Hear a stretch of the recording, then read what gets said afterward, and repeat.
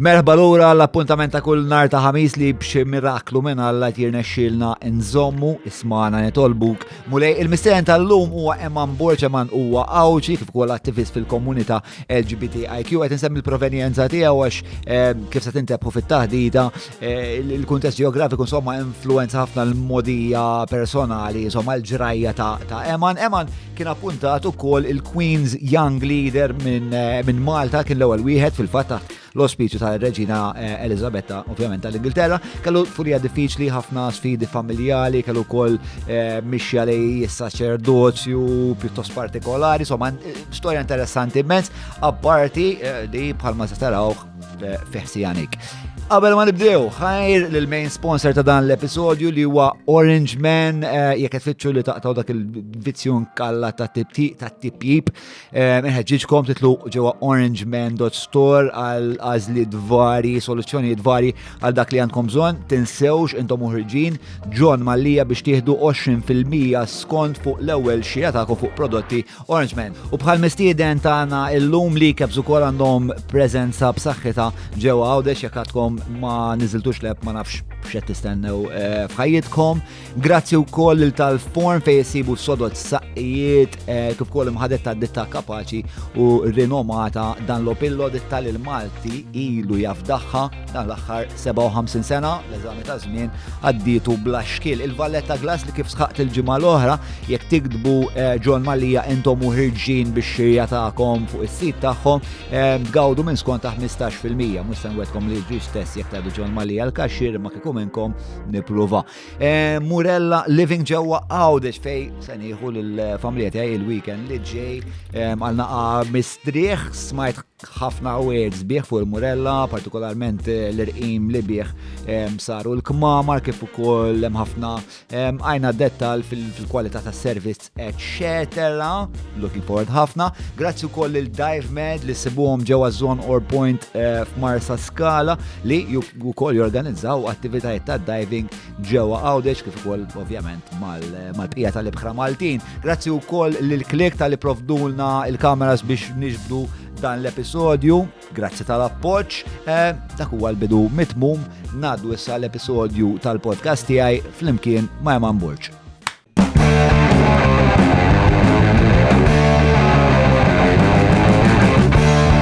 Nirdefaw ngħidu kemm mal-buzz minn waħda neħibu tnejn. Ma nifhmux dwar x'qed irednu, nistaqsu kif u x'fatta u fejn.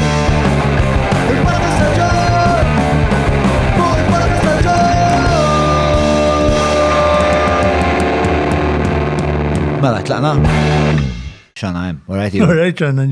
Letteralment kwart parla u Isma, I'm gonna address the elephant in the room. Yes, address it. Xaqsam ma' mnieħri. Il-he and him, tlabni jek tistax penġi, ovvjament ma sebt ebda oġġezzjoni, pero il-sinifikat tagħha x'ni? Le, dak huma l-pronomi li nuża jiena, he, him u huwa. Hija naħseb xi ħaġa ta' interess kbir fejn wieħed jindirizza il-pronomi tiegħu. L-ewwel ħaġa biex juru wkoll kif jidentifika il-ġeneru tiegħu, però anke fil-każ tiegħi persuna li nidentifika bħala cisgender, jiġifieri il-sess bioloġiku tiegħi jaqbel ma dak ta' kif nisprimi li l-nifsi u forsi jista' nitlu aktar quddiem fuq dawn affarijiet. Għandi privileġġ. Il-fatt li jiena raġel u li nesiġbix li l-nifsi bħala raġel huwa privileġġ u għalhekk nsemmu l-pronomi. Privileġġ as opposed to min m'għandux dal-privileġġ. Individwi trans li sfortunatament jridu jħabtu wiċċhom mal-sistema kemm patriarka, però kif ukoll is-sistema legali xi kultant biex wieħed ikun jista' jidentifika bil-ġeneru mażul tiegħu. Di tal-patriarka tweġġani naqra jena bħal ma naħseb assumejt. Però tweġġakala għaliex nifhem. Jiena nara minix bnidem storiku tal-ġviri, imma milli nifhem mill-istorja l-irġiel sofrew jekk mhux ugwalment daqs in-nisa speċa qabli iktar. Fis-sens li Anka l-lum il-ġurnata aħna ngħixu inqas għandna l-ar xogħlijiet fis-soċjetà, l-iktar li nikkommettu suwiċidju, jekk faqqa gwerra kol għandna tritu jew ma trix tispiċċa f'nofs xi battalja u jisplodu lek rasek biex il-numru straordinarju ta' nies li soffrew ta' irġiel li soffrew biex ikollna is-soċjetà li għandna llum li jiena nikkonsidra l-aqwa soċjetà li qatt kellna storikament biex ta' meta b'mod oġġettiv. Inħossa naqra ma nafx, like a cheap jab.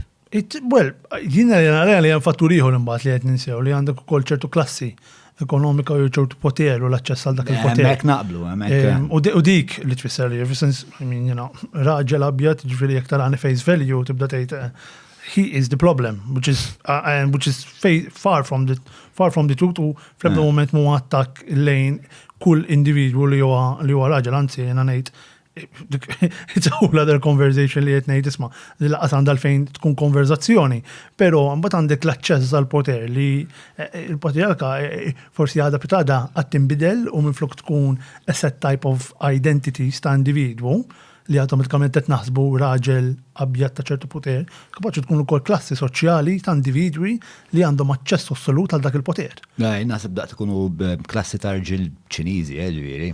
Well, there you go. So, I mean, like, that connection with that phrase doesn't necessarily need to nowadays mean isma' għax bil-forsi tkun raġel abjad ta' ċertu taf kif, jiġifieri il-konnazzjoni naħseb is-set type ta' individwi li għandhom aċċess għal poter. Ftit individwi b'ħafna poter dik hija l-patriarka li. Ġifieri qed tifhem sew il-problema naħseb inti qed tattribwixxi problematization ma' sitwazzjoni tal-patriarkija. Ġifieri il-problema hi li fil-verità hemm numru ċkejken ħafna li jiena vera m'iniex parti minn dak il-gruppu, speċi għalhekk inħossni insultat. Għax jiena naf speċi xorta ta' taqtija li speċi ngħaddi minnha kuljum u ma nħoss li għandi ebda privileġġ, anzi jiena din il-kultura pjuttost inħossni ma tantx jiena milquh b'xi mod speċi ta' okay, fair enough. Imma ma tkunx milquh. Jew ma jkollokx il-privileġġ, kollu ma jfissirx li m'għandekx privileġġ. Naħseb kollha għandna xi privileġġi. There you go. Biex ta' il-mara tiegħi gustuża hemm minni, privileġġ. Ma nistax nirrelata miegħek, ma I keep you on your word. Imma no, jiġifieri il-fatt li aħna għandna dak il-privileġġ ikun xikun dak il-privileġġ, mhux għandna in-nisa Maltin għandhom privileġġ. Come on, let's face it, jiġifieri dak li huwa dak li qed ngħidulu llum il-ġurnata. Mara jekk naraw il-kulturi differenti globali għandhom privileġġ. M'iniex ngħid li l-patriarka huwa ġust neċessarjament għax il-minoritajiet kollha m'għandhom l-ebda privileġġ u ħadd ieħor għandu l-privileġġ kollu le. Għalhekk inħoss li għandi nżid il-pronomi għax I acknowledge that I have a privilege. Mhux qed ngħid għandi l-privileġġ kollu, far from that. U mhux qed ngħid imma li m'għandi l-ebda privileġġ għax jiena gej. Fis-sens, come on, fis-sens l-identitajiet tiegħi ipoġġuni fi skala differenti fis-soċjetà li huma apponuti fuqi. U nirrifletti, isma' mela jiena min jien parti minn din is-soċjetà. U biex vera li t-nimxu l-qoddim mill-soċjetà, l-ewwel irrid nattribwixxi l-privileġġ li għandi, l-istess privileġġ jiena Malti. Perswasta, naqbel miegħek li hemm gamma sieħa ta' privileġġ u speċ ta' hemm nies li qegħdin iktar għolin fuq l-ispettru hemm oħrajn li twildu f'nofs il-ġenoċidju tal-Rwanda pereżempju. Bissemmi il-ġenoċidju tal-Rwanda baqa' miegħek. Ija baqa' miegħi ta' dak kien xi ħaġa li kienet tiġi mitkellma ħafna fuq fil-mejda ta' ċina niftakar, għax kien pjuttost avveniment ikraħ u anka missieri għal dik il-ħabta kien jikkonċerna ħafna ruħu fuq il-problema li kkawża l-kolonjaliżmu tal-Ewropa f'ħafna postijiet, f'ħafna pajjiżi Afrikani partikolarment u dik hija jekk irridu nitkellmu fuq social constructs coming to fucking think about it. Dawk kellhom il-Hutus u Tutsis li bażikament kienu eleġġew minn huma Minna il-Belġjani kienu l-Olandiżi, ma rridx nħawwadhom. One of the both. Wet minn dawk it-tnejn biex ta' konvinċjahom jekk inti iktar mislut u iktar pallidu mela l-daqstant inti tiġi Tutsi. Jekk u kienu jipprivileġġawk. Il-Belġina. Imma jekk inti mbagħad naqra iktar il-ġilda naqra iktar skura u jkollok il-fattizzi naqra iktar raffi, mela inti ħutu. Fi dawn poġġewhom f'kaxex? Mela. It depends on how they look. Eżatt, eugenics u jiġu bażikament, it's a varjant tal-eugenics. Ġifieri da mingħajr ma sear l-ebda tip ta' etnografija jew etnoloġija, iddeċidew li isma' intom razza u intom razza oħra. U il-Tutsis fi żmien il-Belġjani kienu privileġġjati. U l-Hutus kienu ħafna iktar komplessa mill-li qed nagħmilha. U insomma, eventwalment telqu l-Belġjani mill-istorja u dawa sar massakru atroċi. Hemm film Hotel Rwanda, m'għandix ston kun nara, hemm ħafna atroċitajiet li vera ma nġerra. Imma kif bżonn li, qed nissimplifikaw l-istorja żgur, jiġifieri. Le, ħafna. For the sake of it imma, rather than the simplification, li inħardu anke lejn il-kolonializmu u nħarsu lejn l-impożizzjoni ta' ċertu rituals, ċertu normi, ċertu kulturi fuq pajjiżi Afrikani biss, Malta. Malta, jiġifieri, u nibdew naraw il-bżonn ta' ċertu indottrinazzjoni, ċertu indoctrination of listen, now I am your higher being, I am your higher power, and you are my lesser being, you're literally my slave, and if you don't abide by that, anzi Malta, ħna kellna per eżempju fl-1862 meta l-Reġina Victoria kienet tat l-ordinazzjoni, u għammek tara kem kien b'saħħtu r-reliġjon f'Malta, li wajs li ħafna mill-liġijiet Ingliżi ġew imposti fuq Maltin, ir-reliġjon Kattoliku baqa'. U dik timpressionani li minn flak kien hemm il-pożizzjoni tal-reliġjon Protestanti, eċetera. Ir-reliġjon Kattoliku Ruman baqa' bħala ir-reliġjon Malti. U din hija xaxa li tiġri li kienet tiġri frekwentament fil-kolonji fil-kolonji Ingliżi rari ħafna, u ħanajdlek għala għaliex l-ewwel ħaġa l-Ingliżi qatt ma rriduhom il-Malti. Eżin l-Ingliżi ma rridux il-Malta. Għax anke l-istorja it's distorted, għandna ngħidu l-Ingliżi ġew salvawna. Far from that, mhux vera. Kien trattati ta' Pariġi, per eżempju, ma' Franza li ma ridux lil Malta, kienu ħarġu jibgħatu nant il-kavallieri fil-fatt. L-istorja il-kavallieri kienu għadhom attivi, ġifieri. Għadhom attivi speċi ta' imma fl-1800 they were always a little bit kienu għadhom getting diluted, ġifieri. Però xorta jibqa' l-fatt li l-impożizzjoni tal-reliġjon, però come to think of it, naħseb li r-rwol ta' Malta li kellhom l-Ingliżi, inti saqsejtni hija xi ħaġa popolari li l-Ingliżi. Jekk tiġix frekwentament, il-reġina tħallik tqim minn l-allatris. Pan intendi, tajba ġor. Mux ħanajdlek fattualment, imma żgur li f'Malta kien hemm il-libertà ta' il-libertà, fimni, għax inti faħar mill-aħħar ċorta Kattoliku Roman kont, dik mhux libertà, għax il-libertà hija li tistgħażel throughout what you want. Però hija ngħidu li inti kollok l-għażla wiesa daqshekk imma ma tistax tistmerru ma qasax biex ta' dak iż-żmien anke biex ikollok naħseb ktieb anke biex tkun taf taqra, aħseb wara biex ikollok aċċess għal ideoloġiji iktar wiesa spiex ta' naħseb iktar illum li nistgħu ngħidu. Le mhux hekk. U għadak huwa privileġġ ukoll li għandi jien illum il-ġurnata għandi dak il-ħsieb li kapaċi ngħid isma' mena il-libertà tiegħi ma tfissirx li nkun naf x'nista' ngħid biss, ma nkun nista' nesprimi li nnifsi f'lili kif irrid jiena mingħajr ma niġi ġudikat. Fi dik jiena I'm totally in favor of it. Avolja mill qabel miegħek, xorta jibqa' l-fatt li fil-fatt Voltaire kien għala dik, xorta jibqa' l-fatt li nkompli nġieled għaddit tiegħek biex tgħidu. U dik baqgħet miegħi. Però dak again back in the days żgur ma kellhomx dik il-possibilità. Wejza mill-pjaċir baxx li ħarira l-headphones. Ftakar li jien għandi vuċi. Le, u jena għandi stramax, l-lum ħafna kidba, l-lum għat li għat nikteb screenplay u kissirt moħi. All right, tajjeb ħafna. Isma, men, mux biex ninterrupik, pero ħanet ftit kuntest tal-konverzazzjoni li jena parti mill-estetika dialogika tal-podcast. Mela, jena dal-podcast fej għatmanati jom isem il-podcast semmejtu mittaċċawla housing estate fil-Raba Tawdex għal Buckingham Palace. Għandu isem. Traġit l-ewwel wieħed li għandu isem, bro. Sejr tajjeb, le, ovvjament traġit interessanti, speċjalment meta spiegajt li naqra taċċawla x'kien hemm u x'memx u ma nafx x'hemmx. Imma speċ ta' ninkwadraw taħdira. Nibdew dil-biċċa xogħol tal-Queen's Youth Leader. Spiega li naqra x'inhi. Okay, so il-Queen's Young Leaders kien... Queen's Young Leaders. Young Leader. Young Youth, okay, John, maħfur. Illum bes. Le, bazzikament il-proġett kien proġett fuq 4 snin, 2015-16, 17-18.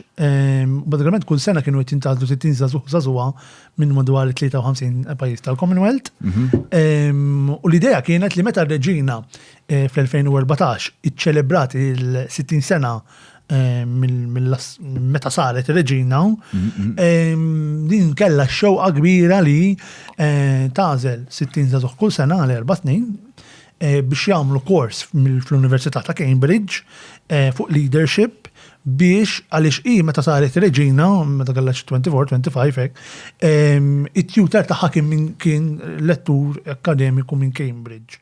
Min kien? M'għandix idea x'ismu. Nixtieq ngħidlek.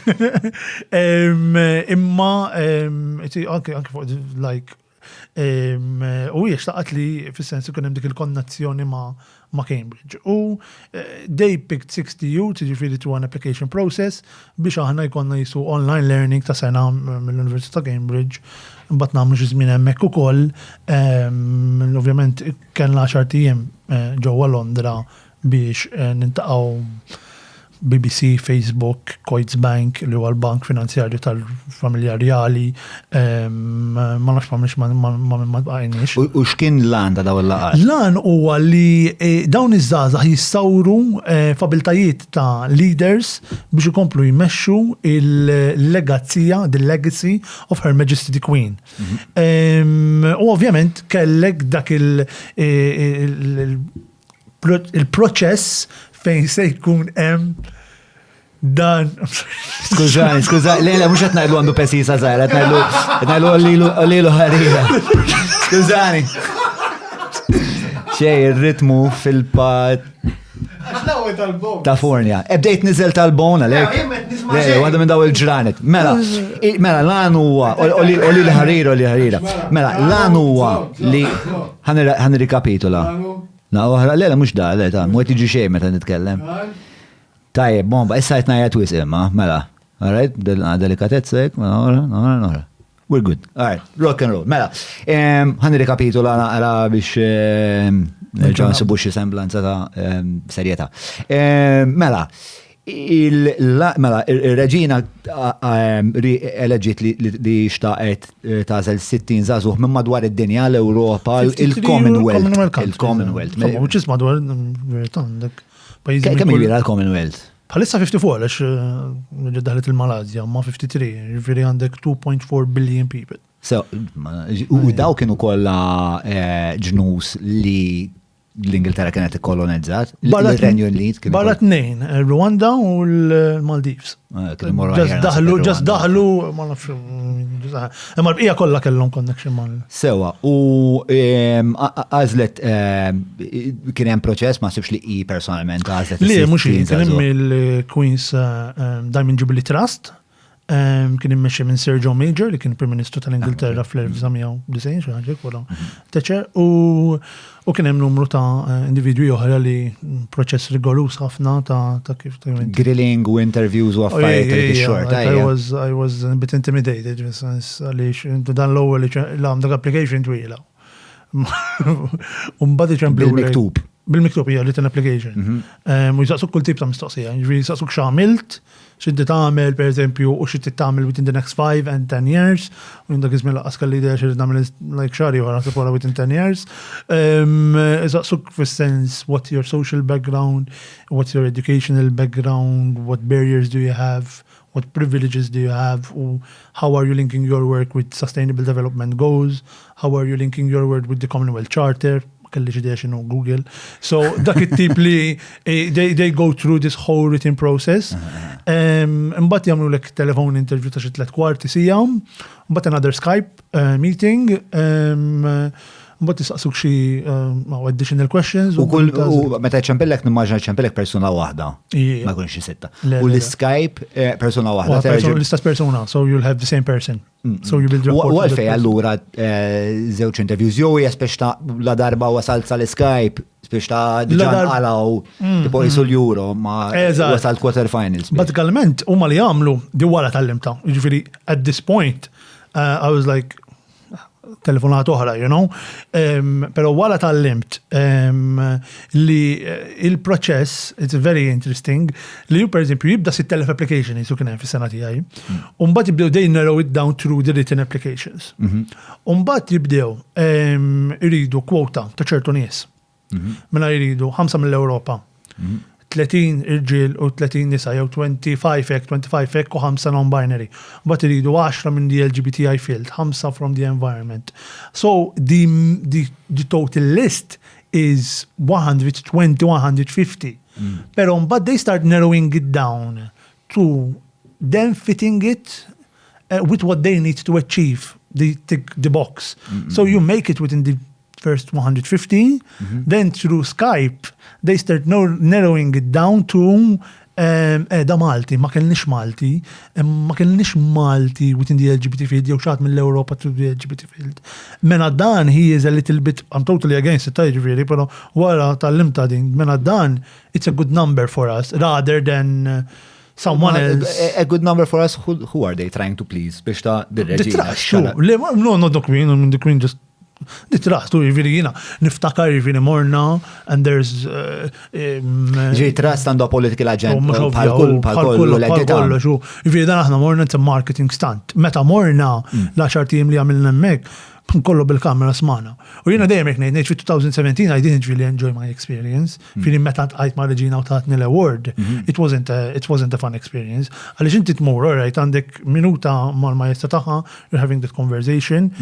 Xħin tatek l-award, juhdulek il-medalja dak il-ħin, għandek xi DFM marret, juhdulek ritrat bija mbagħad juhdulek, mbagħad tibda media interview wara media interview wara media interview. There's supposed to be a reception and a dinner for us to like kind of be celebrated, and we're giving one media interview after one media interview. I was just like, what's the point then for me to be here with all of this stress? Għala 2018 kont ġew mort. Niftakar wara konna morna 5 guys, ħadna burger. Like I kid you not. 2018 niftakar kont aktar gost, 2018, I embrace the experience more. The stuff is previous winners. U kont applikajt u kont tlajt għall-aħħar. Spiega għal-fej intazil x'kien il-proġett. Okay, basically LGBTI Plus Gozo, li organizzazzjoni Fawdex li taħdem fih dan il-dittijiet LGBT fil-Gżira Awċija. Xini fakkarni? Intersex. So basically, there's a different magnitude of intersex, but when the individual is born without the distinctive biological sex. Okay, all right. Jow jista' jkollu żewġ ġenitali? Yes. Both, or it's not clear, or there's some physical abnormalities that will need to be sorted out, basically. Which is a very technical, scientific process that very highly tobba ta' ċertu skola jkunu kapaċi jagħmlu wkoll dik. Għax inti dan Malta minnu kapaċi jagħmel xorta ta' kirurġija. Malta għandna mbagħad il-każijiet fejn persuna kapaċi ma jkunx identifikat mal-ebda ġeneru, meta jagħlaq 14, meta l-persuna tagħlaq 14-il sena, ikun jista' jagħżel il-ġeneru preferut tiegħu. Imma ma jkunx identifikat bħala ġeneru ieħor minħabba li minħabba dell-anomalija. Xorta tissir ċertu intervenzjoni medika, nħabba raġunijiet ta' saħħa. imma mbagħad dak il-persuna U x'tinvolvi ma like it's I wouldn't because there's different variations of it. Imma Fi li intersex is jumbat not li one kollu thing. pene, li mela. jumbat jiddeċidu sma da għantuħ pene, sa naraw. Spiex, ta' Mispiex da, imma mbagħad- nittamaw li pene huwa With the gender L-għażla korretta. Jifiri in simplistic terms, għax l-qasar imma in simplistic terms, that's what, għax inti xort għandek il-saxħa fizika tal-persona li you need to attribute to. U f'Malta għandek il-proċess li dak il-persuna jew ta' 14 sena kapaċi jażel li biddel il-ġeneru li jkun assenjat mat-tfulija. Inti f'dak il-ħin, what are you going to choose fil-verita? You know, it-tarbija xatajdlek. So there's which is it's a very recent law, I mean 2017, but it was amended in 2018 f'Malta. But biex inkunu ċari fuq il-definition taħħa. ħana qara waħda malaj, mela niprofa. Intersex people are individuals born with any of several variations in sex characteristics, including chromosomes, gonads, sex, hormones or genitals that, according to the Office of the United Nations High Commissioner for Human Rights, do not fit the typical definitions for male or female bodies. yeah, there you go. ċara ħafna. All right. Sewa, ġifiri, mela, l-ura l-LGBTI plus goġo. Fl-2015 ġiet varata din l-għaqda non-governattiva. U l-rwol tijak fija xkien? Fundatur, mela, I mean, fil-bidu, I mean, l-operat tal-għaqda kien bażikalment spazju soċjali għal-individwi li jridu jintaqgħu fl-imkien u jikomunikaw. U l-unika ħaġa li kellna komuni, żewġ affarijiet li kellna komuni għal-fatt li jew l-orientazzjoni sessuali tagħna jew l-identità tal-ġeneru ma kienx ma dik li hija msejħa norma. U kontu għawċin? U konna għawċin, ġifieri qed identità li hija importanti ħafna. Tkun għawċi privileġġ? Li tkun għawċi iwa. U privileġġ, u naħseb jien ħassejta. Ħassejta? Ħassejta. What made you think? Ek, ma nafx, narakom stra iskom meta tilab, meta tkun tilab l ċess ma xaħat, u jidbissim lekek. U taf li jgħed saba passi u d-dim, kull darba l-mur, kull darba mmur jenna fjonet l-alven. Le, kison jafu xie jgħide, they know what's up, jgħidu. They know what's up? They know what's up. No, but it is, anke l-fat li aħna, insomma, san nisħol fuq, għamma the organization, that's pretty much what the element of it is all about. Li inti għandek zewċ identitajiet li huwa xorta minorità li tkun għawdix number statistic wise minorità, ma l-element li when I was coming out, per eżempju, ma kien hemm lebda persuna li stajt inkellem, f'sens persuna ta' 17 sena li huwa gay, fawdex, ħanina immur ikellem. Tgħid li l-ġurnata tal-affarijiet inbidlu. Da, bad dak iż-żmien 2014, laqas il-liġi ta' Civil Union tal-adoption kienet għadha m'għaddiet. Jiġifieri jien l-min kont ħankellem, who was I going to communicate with? And it was a very daunting experience for me, especially because of my childhood, because of my background, because of all things that formed who I am as an individual. U għalek, meta kien hemm dak ix-shift anke bħala persuna, minn persuna li ġuża għal persuna openly gay fil-gżira u ċijaw. Sint kont tal-assis u kol. Kelli l-vokazzjoni għal-assis. For a change, ġifiri il-punti tal-li dejjem, għamax fejn nibqan l-estijom dal-puntina. Nibqa ninsisti. Interessanti ħafna da traġit kollu li jettaj, speċjalment tfulija għal dil-mixja spirituali, li jumbat trid tħabbar ma niesa klient gay. Però qabel ma naqbdu dak il-fil. Mela, għalfej kienet speċjali l-LGBTI plus gozo. Xtat l-membri taħħa ġal li kun hemm din ix-xirka bejnietkom? Il-visibilità l-ewwel ħaġa, that we're visible and that we have the chosen family. Il-fatt li qegħdin hemmhekk għal xulxin irrespective of what it is, we're there for each other. We are a family, literalment. Really, our ups and lows with whatever element of our life it is, it impacts everyone. Pero tatu koll l-element li Għawdex kellu bżon reprezentazzjoni fuq livell nazzjonali f'kull konverzazzjoni u kienet nieqsa. Il-fatt li inti għandek proċess leġislattiv progressiv miex il-qoddim imma s-soċjetà, kwalinkwa soċjetà xorta miex tifhem x'inhu jiġri u mbagħad iktar u iktar għandek il-Għawdex bl-insuralità kollha li għandu kien dak li ta' tlaqta, ta' il-viżibilità, il-komunikazzjoni u r-rappreżentazzjoni li kien hemm bżonn ngħidu isma' aħna qegħdin hawn, aħna literalment qegħdin hawn u jekk m'intomx ħadd tkunu intom li tgħidu isma' they deserve a seat at the table, mhux they deserve it huwa tagħhom literalment. Mela ħankunu aħna li ħanaqdu flimkien we're going to stand up for ourselves. And lobby. Bħalma jagħmlu kważi kulħadd li negozji l-ħaddiema, nisa. We are a lobby group fl-ħar mill-aħħar u għandna l-aġenda tagħna u nafu fejn irridu naslu.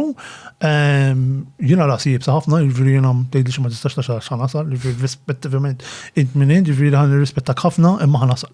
Bdejt titkellem fuq Għawdex, bdejt tespiċ tas-soċjetà minkejja li kienu qed isiru ċertu avvanzi f'policies, is-soċjetà xorta ma bdietx tifhem x'inhu jiġri. Ma fehmitx is-soċjetà, x'kienu n-noqqasijiet tas-soċjetà kif esperjenzajta dak iż-żmien? L-ewwel ħaġa kif jista' jkun li hemm huwa gay. Dik kienet l-ewwel mistoqsija. U min saqsijelek di? Ħafna jiġifieri mill-familja immedjata sal-familja estensiva, saħbieb, sal-komunitajiet li kont fihom. Għaliex ma nidirx li jena gay, jiġifieri dak l-stereotip mhuwiex manifest minn kif nesprimi li l-nifsi jiena. Fair enough. Tieni ħaġa huwa li jien kont f'komunità reliġjuża f'kull aspett ta' ħajti u kont parti minn komunità reliġjuża. Allura kif jista' jkun li dan l-individwu li għandu vokazzjoni spiritwali biex isir qassis qed jgħid li huwa gay, kif jista' jkun? U dik hija l-istorja personali tiegħi għaliex unfortunately u fortunately meta tinsemmi LGBTI+ Gozo qed insemmi b'mod personali anke il-proċess ta' coming out tiegħi. In-nies ma sitgħux jifhmu u mbagħad ma sitgħux jifhmu xi tfisser li tkun gay fl-aħħar mill-aħħar. Fuq l-ispettru ta' pozitiva negattiv tal-esperjenza li ma setawx jifmuk. Kemm kienet tagħmel aktar antipatika dil ħaġa u apparti li ma kinux jifmuk kien hemm min jinna fuqha fi kelmek jew b'xi mod ikkastigak jew kellek di xorta ta' esperjenza. Ara, li tlift il-komunità li kont fija, definitely. Ġifieri jiena għawada kelli l-ewwel 17 sena ma' ħajti parti minn diversi komunitajiet differenti. Għawada tlift kollox. Everything crumbled on me. Where do I fit in society now? Mux ngħid direttament ikkastigani, għal dem darba niftakar li ċivejn nitra d-dar. We don't know who, sallum il-ġurnata, kienet vera depreċattiva, u naħseb l-iktar ħaġa li bezzatni kienet li ma kellix bolla fuqha. Whoever posted this knew where I lived, basically, wasal salat bħal-bib. Dik naħseb hemmhekk li l-iktar li moġbitni. U kienet dispreċattiva jew kien hemm it-teddid ukoll? Teddit ma kienx hemm, imma kien hemm attakk fuq il-fatt li jisma' xejjerx il-bandiera u m'għandekx għalfejn ixxejjer il-bandiera. Fis-sens okay, be gay, but don't wave the flag. Xiċifieri, bliema int dritt għandek int tgħid li jien x'għandi nagħmel. Bl-istess mod kif jien mhux ħanajdlek inti x'għandek tagħmel. Atroċi men dan nies. Like why? That is what I think ċertu punt dejjem kelli is-safety, mbagħad dejjem kelli is-safety net tiegħi ommi. Whatever it was, dejjem kien hemm dak l-element. Imma dejjem kelli bżonn ukoll nibni il-plattaforma tiegħi b'mod egoist biex jiena nidentifika ma' grupp ta' nies. Mela, ismani, għax fuq omok u fuq l-istorja ta' familtek vera nixtieq insir naf, però nixtieq ukoll nagħmlu żgarella u ċof fuq l-istorja tar-reġina, tal-Commonwealth, tal-young leaders. It's just the nature of the podcast u għadna qasbis ħiġna l-whisky. Mela, 2017 ma kienx daqshekk esperjenza spettakolari għal-kemm nimmaġna. Ġbin titħalt ġo Buckingham Palace, biex nimmaġna li timmeravilja naqaru hekk naħseb hemm ċertu eġubijiet li tajt Yeah, I mean, I'm not going to understatement. It was a very nice experience. Really, tal Buckingham Palace. Kien hemm ħafna, aħna minna ġurnata, insomma, fil-ħodu ġo Buckingham Palace, nippruvaw fejn iridu npoġġu, fejn iridu nkunu bil-wifqa, in what order they're going to call us, how do we address Her Majesty, il-protokoll kif niklu, kommidijek. Fun fact, bon, ma konx tafa di fuq, jiena, ġarrejt il-libsa ta' Kate Middleton mill-hotel fej kienet qed toqgħod għal ġol karozza biex tibqa' sejra sal-Abbey. Biex tiżewweġ il-libsa tat-tiċ. Kif dawa fidej? M'għandix idea kif dawa fidej. Kif spiċċajtem, għax jiena kon naħdem ġo hotel, jismu l-Goring Hotel, li qed eżatt wara Buckingham Palace. Buckingham Palace hemm il-ġnien hekk wara hemm dal-hotel hemmhekk conceptual. U inserta li peress li kien qrib ħafna tal-palazz, il-familja ta' Middleton krew il-hotel kollu. Kienet esperienza interessanti ħafna, ġifieri għandna ħin minnhom wara t-tieġ tfaċċa dak il-prinċepaw li da fuq tiegħu. Mhux ir-raġel tagħha. Harry daħna ġifieri u da vera hotel vera posh tipo bil-afternoon tea u hekk u da daħal xi sija ta' filgħodu ħaramejjed men. U Bazz talla ġviri jitla fuq l-imwejjet jisfen fuq il-bar, il-ħamallaġni kolla li timmaġna kien jiġri l-bambu bija bħala protagonist. Ġviri xejn inqas, eh? He shamed you. Yeah, I felt like... to up my hamallu game. That's a good anecdote. Icebreaker. Kate Middleton. Rridu naqqa l-libsa, l-libsa. Il-libsa qastarata fil-fatta xi tkun ġo kaxxa tal-injamek. Kif sir taf imbagħad li ġarriet il-libsa? Lex qaluli mur għali għamil kamra spiex ta' u peress li inti meta tkun ġur il-lagġu hekk kull darba li batuk ximkien, speċjalment ġo dak it-tip ta' hotels qabli ħajtu kaxar liri, speċ ta' kienet tkun għalla tipo il-hurdle race tal-Olympics. Tipo hekk bejn ħajasa l-ewwel gambetti ma kien hemm wieħed Pollak, ġifieri Marius kien fih xi 6'4" hekk. Darba ġifieri anke qabadni minn wiċċi hekk tipo ħraqtu għax kont naqapik u qabadni minn wiċċi hekk u garani fl-intrata. U jiena l-infaq. Okay, all right. Tlifni għadin. U fit-2018 kienet aħjar l-esperjenza? Definitely, għax ma kienx dak il-pressure. L-attenzjoni ma kienx fuq, jgħu fuq il-60 u l-axħar zazax li rebħu medicalment ġifieri. Allura aħna konna bħala supporting stuff. Allura, għajt ma David Beckham, ma Casper Lee, ma Mo Farah, u għad nintaq ma celebrities. Oh, I enjoyed it. Party, vera party. Da mek kont relax, man. Had buzz. Ma l-esperienza xħat minna? It validates and it puts a lot of credibility to your work. Because of course it's a very high platform.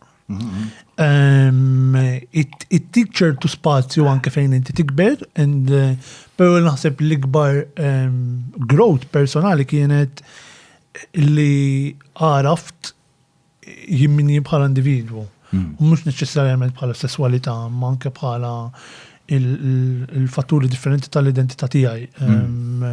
Per eżempju, naftakar darba minnhom konna Cambridge u I had a very amazing dinner. Sħabi ġifieri li rebħu l-award ukoll u wieħed minnhom kien ateist, ieħor Musulman, ieħor Buddist u jien. And the richness of that conversation, I never felt it before. Because niftakar l-ewwel darba li mort, I went there with the preconception li I'm going to be judged because I'm gay. U niftakar kien hemm wieħed tħallna fuq fil-bass u għalli where I come from we kill you. That was the biex ċajta.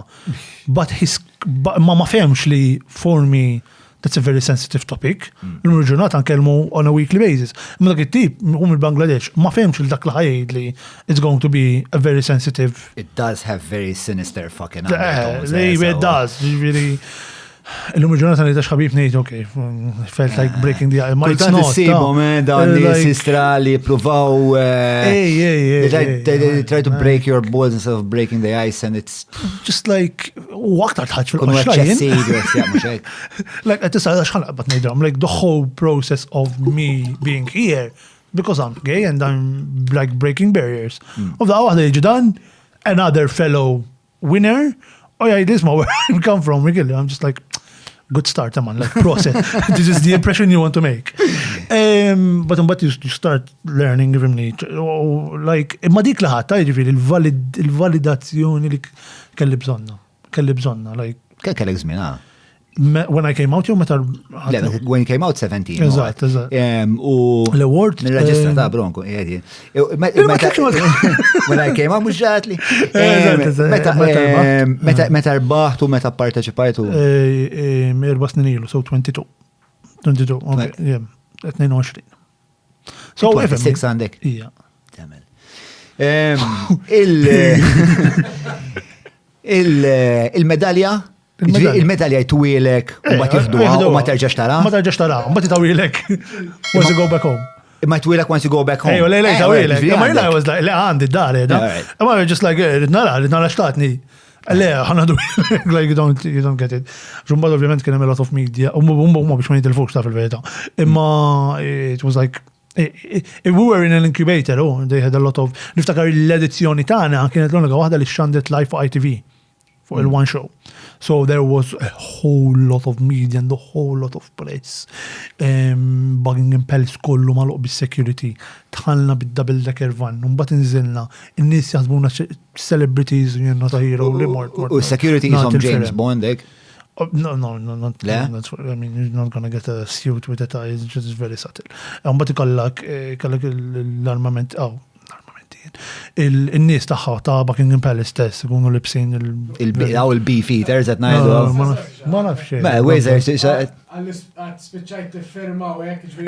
Le. Le, xkien hemm il-follow li jinta waħna ta' hero si, hemm il-follow, dawn ma jafu x'inhu jiġri. Mort nagħti 4 firem, mhux xorta, mhu ħajkun jaf minni jien. Jistaw jarmuha, imma kienu għidin bil-firem, ġabarom il-folol. Lax kien hemm avveniment kbir il-palazz. L-ewwel ħaġa Buckingham Palace, ġifieri dejjem ħajkun hemm in-nies. Mbagħad raw xeba karozzi deqli u double-decker kbira dieħla Queen's Leaders fuq. X'ismu? Ħasbukom vips speċ ta' li dakinhar kontu. I guess so, yes. Why not? Yes, I take it. Mort nat il-film. Mbagħad kelmuna, ġifieri, laqatna skalda ta' But I made it and I took Kif tmur mal-press? Who, I love press. I like vera. It's something which is innate. Tajib najdu għol għandek program tijak, man. Ta' din il-xorta u inti diġa intervistajt li għandek kopja ta' ħadik l-intervista. Tijina tellawa fuq il-website tajib għalik. Stix ta' vera put him on the spot tipo xħajlek l-lefa vera bla. Guys,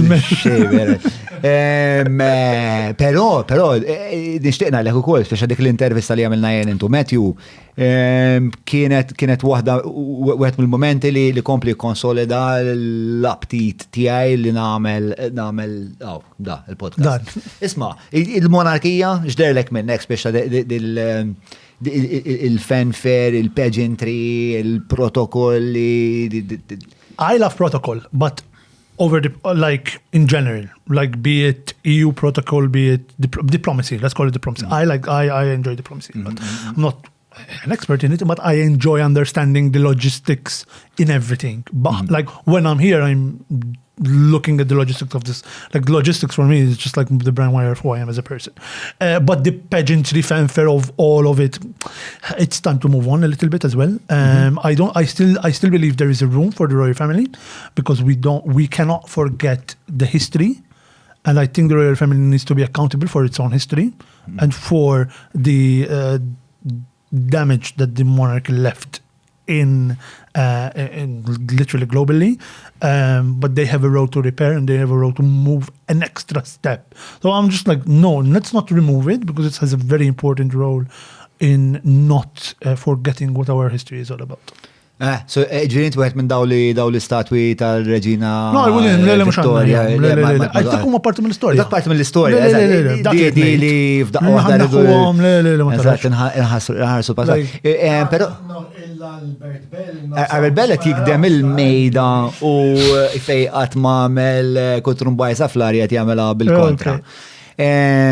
Però għajr il-ħsara li għamlet il-koruna. Hemm affarijiet tajbin li tara. Ija, menna, le, hemm affarijiet tajbin u ġifieri il-fatt li qed nużaw din il-lingwa Ingliża, jiġifieri naħseb tgħid li għax il-lingwa Ingliża, naħseb it's a very positive thing li hemm common language in my humble opinion, jiġifieri it's a positive thing fil-verità. Naqbel ħafna. U anke ċertu normi, fis-sens ma nistgħux ninsew li ħafna mill-affarijiet li nagħmlu aħna pereżempju l-banda hija xi ħaġa Ingliża. Kienu jiġu il-regimes u kienu jdoqqu l-band, ila qabel ta' ġifieri il-mużika ta' ċelebrazzjoni, imma ħafna minna ġejja wkoll minn hemm, ġifieri hija interessanti li nara xi ħaġa pożittiva. Li alright, tgħid li mhux imma nara xi ħaġa pożittiva, tgħid li qed tmur daqshekk superfiċjali. Jien naħseb il-kultura tagħna hija maġuna minn ħafna kulturi differenti. Naħseb kulħadd tat-tajjeb tiegħu. Jiena realist ħafna, però meta nsemmu biss il-ħażin u mbagħad ninsew nsemmu t-tajjeb, like we choose to focus on the wrong purely for the sake of choosing to focus on the wrong, then there is also a problem for me. Just like, ejja ngħidu li hemm ħażin. Definitely. Imma hemm ċertu affarijiet tajbin. U definitely naħseb il-kultura tagħna hija maġuna minn kulturi differenti.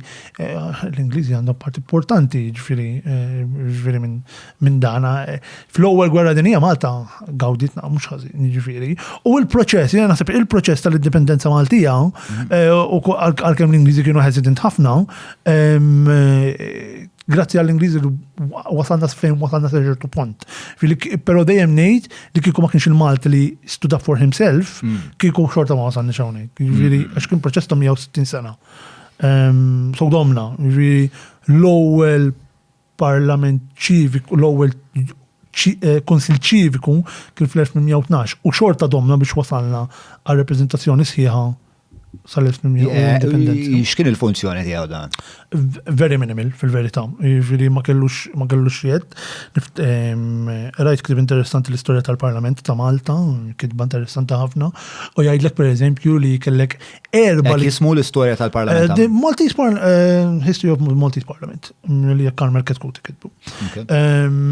U jgħidlek ħafna pereżempju jispjegalek l-istorja ta' fin kellek erba' eletti mill-high class ta' soċjetà Maltija, u jkun kollok xorta ħamsa, kien kollok jew l-arċisqof, il-gvernatur, l-influenza diretta mill-istituzzjonijiet xorta kienet arkaiċi spiex ta' li jintertu dejjem kien hemm, u mbagħad il-bqija kienu xorta n-nies ma kienux in-nies komuni spiex ta' ma kienu high class, negozjanti eċetera eċetera. Interessanti li biss għal din il-biċċa xogħol ta' tfittxija tal-indipendenza Maltija. Il-bieraħ ukoll tkellimna naqra waqt li konna qegħdin fuq it-telefon, tkellimna naqra għat li nsejt kif tfajti li imma li minix daqshekk perswas li d-demokrazija hija l-aqwa għażla. L-aqwa sistema politika. Eżatt. Għalfejn x'difett issibilha? Nemmen li hija superficiali ħafna demokrazija. Nemmen li tista' tikkorrolla u tikkollassja vera malajr, u anke nemmen li jiena nħobb inġib dan l-eżempju, jiena nsemmi dan l-eżempju. Jekk inti għandek bżonn biċċa laħam tmur għand Derek Smith. Hekk ħatamel għax taf li it's good. You know, jekk għandek bżonn tissewwi snin, ħatmur għand id-dentist. Jekk għandek bżonn tmur għand whatever, ħatmur għand dik il-professjoni partikolari. Tmur għand kaptan tal-vapur, ħatmur għand biex imexxilek il-vapur. Allura, jekk inti għandek bżonn politikant, x'inhi l-professjoni? Għalfejn għandek any hilbigi li jista' jmexxi il-pajjiż. U m'iniex qed ngħid li d-demokrazija hija komplet, għadni qed nirrifletti fuqha kif qatlek. Però ma nemminx li any hillbilly għandu l-skills neċessarji u jew l-arfien li imexxi pajis. U għaliex, għax il-vot li għandi jena u vot li. Il-boj qed jiktib lek raġel kbir int. Vera? X'għandha? Ħanna rispondu naqra li għattinta wara li għattieli riflettejt naqfu għajja wkoll. Maybe għawek nistaw impartu ftit noti. One, naħseb li d-demokrazija hija kategorija ġifieri bħal karozza, ġifieri naħseb hemm ħafna demokraziji differenti u hemm uħud li huma aħjar mill-oħrajn. Ġeneralment dawk li jaħdmu l-aħjar huma dawk li jkollhom ġens naqra iktar edukat mhux fis-sens ta' jaqbdu bit-tixu, fis-sens ta' le fis-sens ta' jafu jiskrutinizzaw il-medja, għandhom ħakma tal-ħsieb kritiku, jifmu l-istorja tal-ġens tagħhom minn fejn ġejjin, fejn jixtiequ jmorru, eċetera, eċetera. Speċa dik hija xorta. Naqbel ukoll però li ġieli fucking l-demokrazija tagħmel żbalji goffi speċ ta' l-eżempju klassiku huwa ovvjament kulħadd jgħidlek Hitler eleġġuh. Però meta naħseb fuqha ma naħsibx li kompletament nistgħu nitfgħu l-ħtija tal-atroċitajiet li wetta Adolf purament fuq spalli id-demokrazija. Anzi naħseb li kieku ma tefaħħomx gwerra mondjali u speċjalistat kellu jiġġieled mal-bqija tad-dinja, naħseb hemmhekk kien ikollhom għall-inqas id-demokrazija tofflilek il-fakultà li tbiddel il-leader tiegħek. Ħalli li hu tant tefaħħom f'kriżi kbira li speċa l-opportunità qatt ma kellhom. Sorry, waqaftek. Però speċa dik il-safety valve li inti kollok xi ħadd qed jigvernak. One qed jigvernak più o meno speċa bil-kunsens tiegħek. U tu li darba kull 4 snin kull 5 periodikament għandek l-għażla tneħħeħ minn hemm mingħajr bżonn ta' violenza jew mingħajr il-bżonn li inti tagħmel xi 20 sena tinħakem minn xi Pol Pot jew xi Ceausescu mbagħad ikollok tiffuċillaħ fil-pjazza. Speċi naħseb dik tappella, però hemm speċna ħafna tiġdid xi jsir. Jien mur xi ħaġa aktar reċenti Trump. I mean I have to mention Trump. Hija kienet id-demokrazija li fallit u d-demokrazija li irnexxiet fl-aħħar mill-aħħar. I acknowledge that. Imma meta fallit bil-kbir. U ma kien hemmx l-ebda safety valve għaliex dawn he got impeached twice. And the division of power for him to get out of the office was never enacted. Għax ma kien hemmx is-Senat irrifjuta li jineħħija sitting president mhix ismu. U jiena xorta nibqa' ngħid li hemmhekk kien hemm hemmhekk fejn fallew is-sistemi kollha dan il-każ Amerikani biex persuna bħal Trump qatt ma messu kien parti minn dik il-belet. Qatt ma messu u hemmhekk ngħid minn hemmhekk fejn id-demokrazija tfallina għaliex biex inti fis-6 ta' Jannar kellek insurgent qawwija ta' estremisti li daħlu fil-binja prinċipali ġewwa Washington, dik tqabbadni x-xewk anke waqt li qed nitkellem issa. Imma tqabbadna x-xewk, jew tellalna x-xewk madarna, preċiżament għax aħna nħarsu lejn l-Amerika isu xi ideal ta' kif pajjiż għandu jaħdem. Għaliex dawn affarijiet li jiġu kullimkien. Eżatt, imma meta tara tiġri fil-Capitol Building tajt isaket bul fuq l-ideal spiex ta' you're tarnishing pristine. Because they're selling democracy to us. Democracy worked. Our founding fathers worked for a democratic process to work for everyone. Kultanti falli, però ma taħsibx li il-despotizmu jfalli iktar frekwentament, tipo jekk nista' vera hemm Trump u Hitler, però mbagħad għandek jinnaf minn Stalin, Pol Pot, Ceausescu, alla Charles Taylor, endless. U speċa jiena li naħseb, ġifirin, ħanu il-ħsib tiegħek tal-privileġġ. Speċa dawa fucking privilege ma li nivvutaw. Meta inti titfaw. Definitely. Huge fucking privilege. Inti meta titfaw fil-kuntest storiku, aħna forsi 0.001% tal-umanità li qatt kellna l-vot anka llum il-ġurnata, ġifieri illum il-ġurnata naħseb madwar nofs id-dinja li m'għandix il-vot. Li tivvota u li jkollok għażla fejn tivvota. Għaliex Ukoll, tista' tgħid all right, North Korea għandhom vot. Very funny. You know? U għalija this is where it falls għawek tiżarma l-affari fej passoltu ma nħadnux l-idea li ma privileġġ ma dritt u da għandek ir-responsabilità. U inti ma tistax titratta għandna dokumental vot li biex wasal sandek galleġġa fuq oċean demu katavri li ħabeċ għamlu għommorom jixtiequ li kollhom il-vot u mietu binajru. Umbat inti tużax għalla bieċa skottek sużata. U għalek dik l-istatu ma neħiex, u għalek dik l-istorja għandha tinkiteb u tkun imsemmija fil-sħiħ tagħha u fl-element kollu tiegħu li saret biex l-ewwel ħaġa niftakru il-proċess li wieħed kellu jagħmel biex jasal hawnhekk. Imma mbagħad mhux il-proċess li kellu jasal hawnhekk biss, imma jkun kritiku biżejjed biex jara fir-responsabilità li għandu. U tiġi tgħid li Malta m'għandniex dak il-ħsieb. Inti rajtu l-aħħar sondaġġ.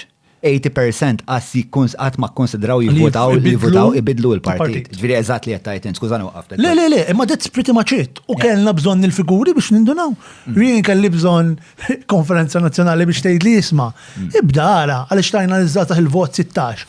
Kemm qed ikollna ħsieb kritiku fl-iskejjel tagħna. U ħsieb kritiku tagħna sorry ta' tiġi tini unit ta' critical thinking, let's not dik biex tara l-ħalqi. Ħsieb kritiku jrid ikun embedded within our own structure of society. Jiġifieri nibdew meta nkunu tfal, kull suġġett tal-iskola, kull proċess li ngħaddu minnu il-ħsieb kritiku jkun irid ikun hemmhekk. Bl-istess mod, il-ħsieb li inti taf tażel, taf tifhem u taf tinduna x'inhu jiġri u mbagħad tażel grazzi għall-informazzjoni li għandek, però l-informazzjoni tkun sħiħa.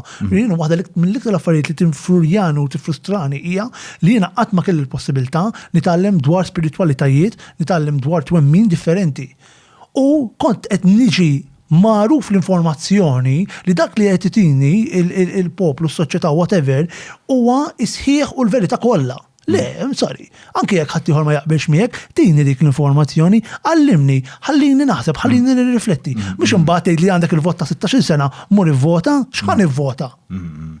Le, naqbel miegħek immensament, ġifieri, u anke ġifieri nsib di min mbagħad għandu dal-privileġġ tal-vot u minnu nnifsu jażel li qas jisma' iktar minn qampina waħda. Kultant qas iqisu x'qed jgħidu l-parti tagħhom daw. U tajjeb, qas jafu eżatt il-policy x'inhi. Jiġifieri għalija huwa apparti speċjal naf li eżaġerajt fuq il-Katavri, imma vera huwa għalija huwa besqa fil-wiċċ għal dawk l-uħud kollha li fucking batew biex tawna il-vot. U biex nemmes ukoll mal-idea tiegħek taħsib kritiku x'inhu? Mortak fuq rent. Fuq il? Rent, għamiltlek rent. Rent, naħseb morna fuq rent kontra rent. Rent inception. Jien naħseb li tkun hemm xorta ta' ġerarkija, ġifieri jien naħseb kulħadd mela ħanipprova niddeskrivi l-utopja ta' John Mallia, l-utopja qatt ma marru tajjeb imma jien naħseb li kulħadd għandu jitwieled bid-dritt għal vot, sewwa, però dak id-dritt jiena kulħadd fil-kamra għandu dritt isuq.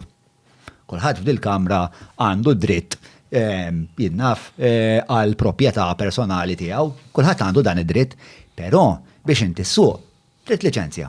Biex inti tmur jinnaf toqgħod lit-tabib. Trid tistudja, tkwalifiċi, eċetera, eċetera. Allura biex tażel it-traġitt tal-istat ma titfakken xejn, ħudu kemm trid, ivvota l-alla u vota l-men trid. Imma, jien naħseb tkun hemm ġerarkija sewwa, ġifieri fl-isptar, per eżempju, il-fattiga għandha inqas kwalifiċi minn ners, u n-ners għandha inqas kwalifiċi mit-tabib u l-professur bla.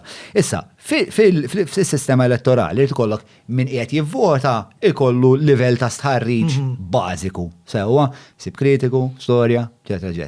Jekk imbagħad tikkontesta, tkun fucking vera taf x'qed tagħmel. Mhux deċidejt jiena li ħanoħroġ ta' x'kont tagħmel qabel. Il-madum. Speċa, il-proċess deċiżjonali huwa wieħed vera mhux għax komplikat, delikat u kultant istja nibdew minn għalina li qed nagħmlu xi biċċa inġinerija ta' barra minna u fil-verità we would be undoing centuries of Dik hija filosofija ta' Plato li qed tgħid inti li jaqsam in-nies f'kategoriji, però Plato mbagħad ovvjament hemm ċertu affarijiet li m'għandniex naqblu miegħu fuq. Però din hija literalment il-komunikazzjoni li f'Malta għandna bżonn ikollna. Il-fatt li il-dritt huwa tiegħek ta' vot, id-demokrazija trid tinbidel biex jekk wieħed irid joħroġ għall-elezzjoni, irid jifhem u jrid ikollu l-ħalliet neċessarju mhux ħanajdlek il-ħiliet xi Rumajja, naħseb għandu bżonn ikun hemm studju akademiku wkoll dwar dan, imma spjegali int kif Ministru ikollu 3 portafolli differenti fi żmien sentejn li m'għandhom xejn x'jaqsmu flimkien. Ara dan f'kull rispett lejn kull Ministru fil-kokki ta' sistema waħda ta' suġġett wieħed u mhux ieħor. Come on, like għandu bżonn ikun hemm dik il-ċertu livell. Ovvjament ninsabu f'sitwazzjoni fejn dak il-persuna li jagħżel il-persuna li għandu il-poter mhuwiex ma nemmix li kapaċi. Li għandu l-ħajra. Anka mbagħad eżatt dik imbagħad tal-demokrazija li inti għandi bżonn għandha tkun popolari, allura jekk f'daqqa waħda ħana ngħidlek isma' bro.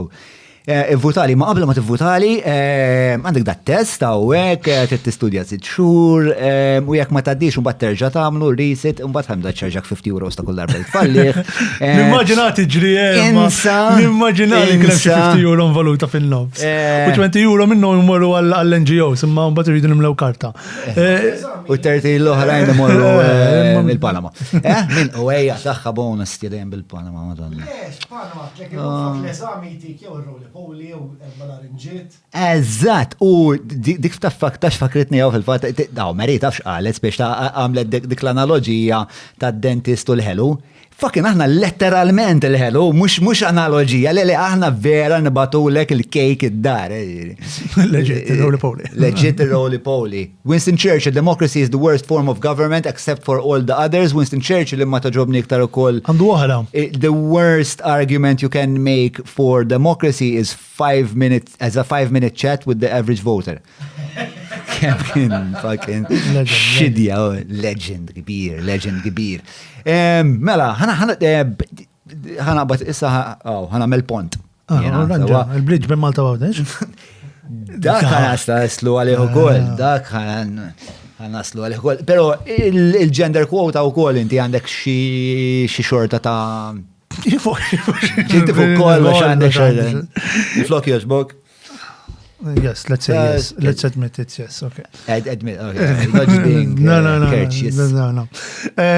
Gender quotas. Yes, gender quotas, go. No, I mean, ifimni. Bro, I'm having a fuck ton of fun. Vera? Tajjeb. Nibatlek il-bil. No, so basically, I think articulation. Ija, nuħu għafeda, grazzi. Whiskey. Ħanħorġu l-whiskey. The Kilcoman hour has arrived. We've been befallen by the cask. Ma, Titio. Nħodlok, trejqa. Du għall-esperienza, men. Ija.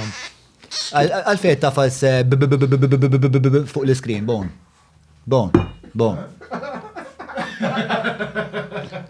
You had one job, Bone. B for Bone. There you go. You had one job, Bone. Sajt kiku tajib kiku had one job. Sajt juħroċ il-lejla l-podcast jew, se jgħamil. Jgħan skedġulijajt, u s-sanarawx il-lejla ħireċ. Like how you're pressured about this, like ma tafux ħajġri. Suppost ħireċ. Xtiet namel iktar, bro, mux għaw qiegħed issa mija kissa jek ma joħroġ ta' Peppi. Nħorġu live. Ma nax nista' nagħmlu. Ma jkunx ħareġ joħroġ għada. U dik il-ġoja tal-internet tamma. Il-ġoja tal-internet li went wrong before, like għax dejjem ħadem, so when. Le, ma nafx għalfej, għax tellajtu jien, naħseb. Solta għat ma ntella, jien ma nmizdaw l-affarijiet, imma l-lum ħassejtni iktar eroiku minn ġranet oħrajn. U l-Bone, l-ewel Francesca ma ta' ċittella, un bat profa l-Bone, un bat ħassibet nħosni intrepidu għek taħt il-mis biex niktef il-pettorali f'kamra vojta wahdi. U għattilom, ntellaw jena. U provajt, ma Umbat xorta tellaw il-bone, ma nafx men, disastru, it's a bit all over the place. But, umbat kelli nerġna il-misek, tipo buċi l-isfel ta' bnidem face. fallutek, tipo. We'll get them next time, John. We'll get them next time. But rasten nipil biex nindanna iktar. Imma le, apparti l-eżagġerazzjoniet kollha li qed jitferraw minn ħalqi. Nasa għandu joħroġ jiena. tal-rakkont kollu. Gender quota mi ħammur impoġġi bil-qedda naħa l-oħra ħalli nisimgħu. Gender quota ħajtħol fija bon, tittieħu number. Mela, għajdilna fuq ix-taħseb inti fuq il-gender quotas. Għala, l-ewwel ħaġa rridu nifhmu x'inhu jiġi preżentat, rather f'Malta x'inhi situazzjoni. Il-punto di vista hawnhekk qed ngħidu li inti għandek mekkaniżmu korrettiv fejn jekk l-underrepresentative sex ma jtellax biżejjed siġijiet, ħajkun hemm somma matematika fejn dan se jkun qed jininaw so massimu sa sitt siġijiet lil żewġ partiti oċent li hemm fil-Kamra tad-Deputati bħalissa. Issa, li qed ngħidu hawnhekk huwa bażikalment laqqas biss ħammur jiġifieri on face value ħanejt għaliex il-mara għandha bżonn iktar support u dak hemmhekk naqblu li l-individwu li huwa li bħala mara għandha bżonn iktar support biex tidħol fil-Parlament. Laqqas biss ħanidħol hemmhekk għax it's not a conversation for me. My conversation is li ninsabu f'pajjiż fejn jirrikonoxxi b'mod legali it-tielet ġeneru. Qed ngħidlu Malta qiegħda l-ewwel in LGBTI rights. It-tiolaj donnu ħadd ma fehm x'inhuma, qed nitfgħu mekkaniżmu fejn qed ngħidu isma' il-binarju tas-soċjetà, raġel u mara għandhom ikunu fil-Parlament. Dik tweġġani. Għax qed ngħidu għax underrepresentative sex, jiġifieri whoever that is. Kemm hemm individwi li ħajkunu fuq il-ballot li huma tal-underrepresentative sex, u dik il-mistoqsija tiegħi, kemm ħajkun hemm individwi li ħajġu aċċevolati biex ikunu fil-ballot għas-sempli raġuni biex minn 69 membru fil-Parlament issa jkollna madwar 80. Li huwa l-iktar Parlament u li per capita imbagħad għandek l-impjegati u l-membri tal-Parlament laqqas jaħdmu full-time. Fejn huwa day center biex kull ġenitur li huwa membru tal-Parlament, kull ġenitur, minn mhux qed ngħid raġel jew il-mara, kull ġenitur tkun parti li tkun tista' tipparteċipa b'mod sħiħ fil-proċess demokratiku, però tfal ikollhom dak jew kemm huwa iktar u iktar dak fil-wiċċ jekk jiena hemm bord irrid nivvota li t-tielet partit jew lil xi persuna indipendenti u qed tgħidli jekk dak il-persuna jiġi elett dan il-mekkaniżmu laqas biss jibda. What is happening here? Why? All right, mela, let's unpack a few things għax ġejxi, Ben Huriħor edha l-podcast li. Mela, għatma għed Ben Hur, le, darba ġa. Le, sija. Potent. Yeah, potent is one way of assessing it. Yeah, it's good assessment. I support. Mela, Just assem man minix imma good. u l-ewel. Għandu aftertaste imma like. Very peaty. Iwa. Peaty. Mela, naqbdu bicċa, mela. Just biex norienta ruħi. Orienta hi. Skur, yeah. Sorry hi. Xej, Neandertal, zet, nejli aħna ġifiri. Mela, ġes biex norienta ruħi, inti favuri or kontra l-kota? Evidentament kontra spiex ta' kompletament kontra. Imma jek tista' telenka li in point form, għalfejn inti kontra. Ovvijament, di l-aħħar waħda hija vera ċara, speċjali jekk jitlet partit daqshekk isuhom Madonna, ġifieri il-partit iżgħar u l-ħna li mhumiex parti mill. Għal-demokrazija, l-importanti kulħadd għandu l-vot. Konsan ċajta verbla sens, għalfejn. Nafru. Pero point form. U ovvjament dik il-problema. U tu hemm din l-idea li spiex ta' Malta legalment tara f'ġeneru ieħor. Però f'din il-policy, f'din il-gender corrective mechanism, jew gender quota, whatever, dak il-ġeneru ma jiġix meqjus. Jiena ngħid il-konverzazzjoni soċjali u politika dejjem kienet biex natu l-istess opportunità lil mara. U l-ġeneru liħor. L-opportunità tal-ġeneru liħor fejn tiġi. Mela, ħanalik ftit diffikultajiet li qed insib biex naqbel kompletament miegħek anke forsi għandi bżonn nifresh ftit. Mela, jiena nista' narhom pjuttost ċarament l-affarijiet li jimpedixxu, iwaqfu lil mara milli segwi l-karriera, eċetera, eċetera. Naqblu. U l-mara tiegħi mara li pereżempju kwalifikata sew għandha PhD, għandna taħdem tagħmel negozju privat, tagħlem l-università, ġifieri ħabrika. Però mbagħad xorta di li per eżempju tkun ix-xogħol iktar tard mis-sitta ta' flaxija għaliha mhix xi ħaġa ma toġobbiex speċa għaliha l-prijorità hija il-familja. Hija malija dik il-priorità. Fil-waqt li għalija il-priorità hija l-familja ta' ma jekk nisker fix-xogħol. U speċa qed inkun pjuttost suġġettiv speċa da aneddotu tiegħi. Imma fid-dar tiegħi waħda mill-affarijiet li l-mara tiegħi forsi twaqqafha milli teċċella b'mod akbar u għal-fatt li għandha dil-ġibda kbira li tieħu ħsieb id-dar, tuħsib il-familja u tagħmel dax-xorta ta' affarijiet. M'għandha għażla? Hemm ħafna affarijiet fid-dar li jien m'għandix għażla għalihom, fis-sens li aħna imqasmin, jiġifieri pereżempju fil-għodu t-tifla f'idejja mmur noħodha l-iskola, m'hemmx għażla, diment ma jkunx hemm xi ħaġa mhux tas-soltu u tgħin il-mara ma tiġi vera rari. U ġieli tiġri vera rari li l-mara jkollha board meeting fis-7 ta' flaxija u noqgħod jiena ma' tfal. Speċa dawn l-affarijiet. Ma dik hija d-dinamika tar-relazzjoni tagħkom. Ekku. U għandkom dik il-komunikazzjoni miftuħa. Ekku.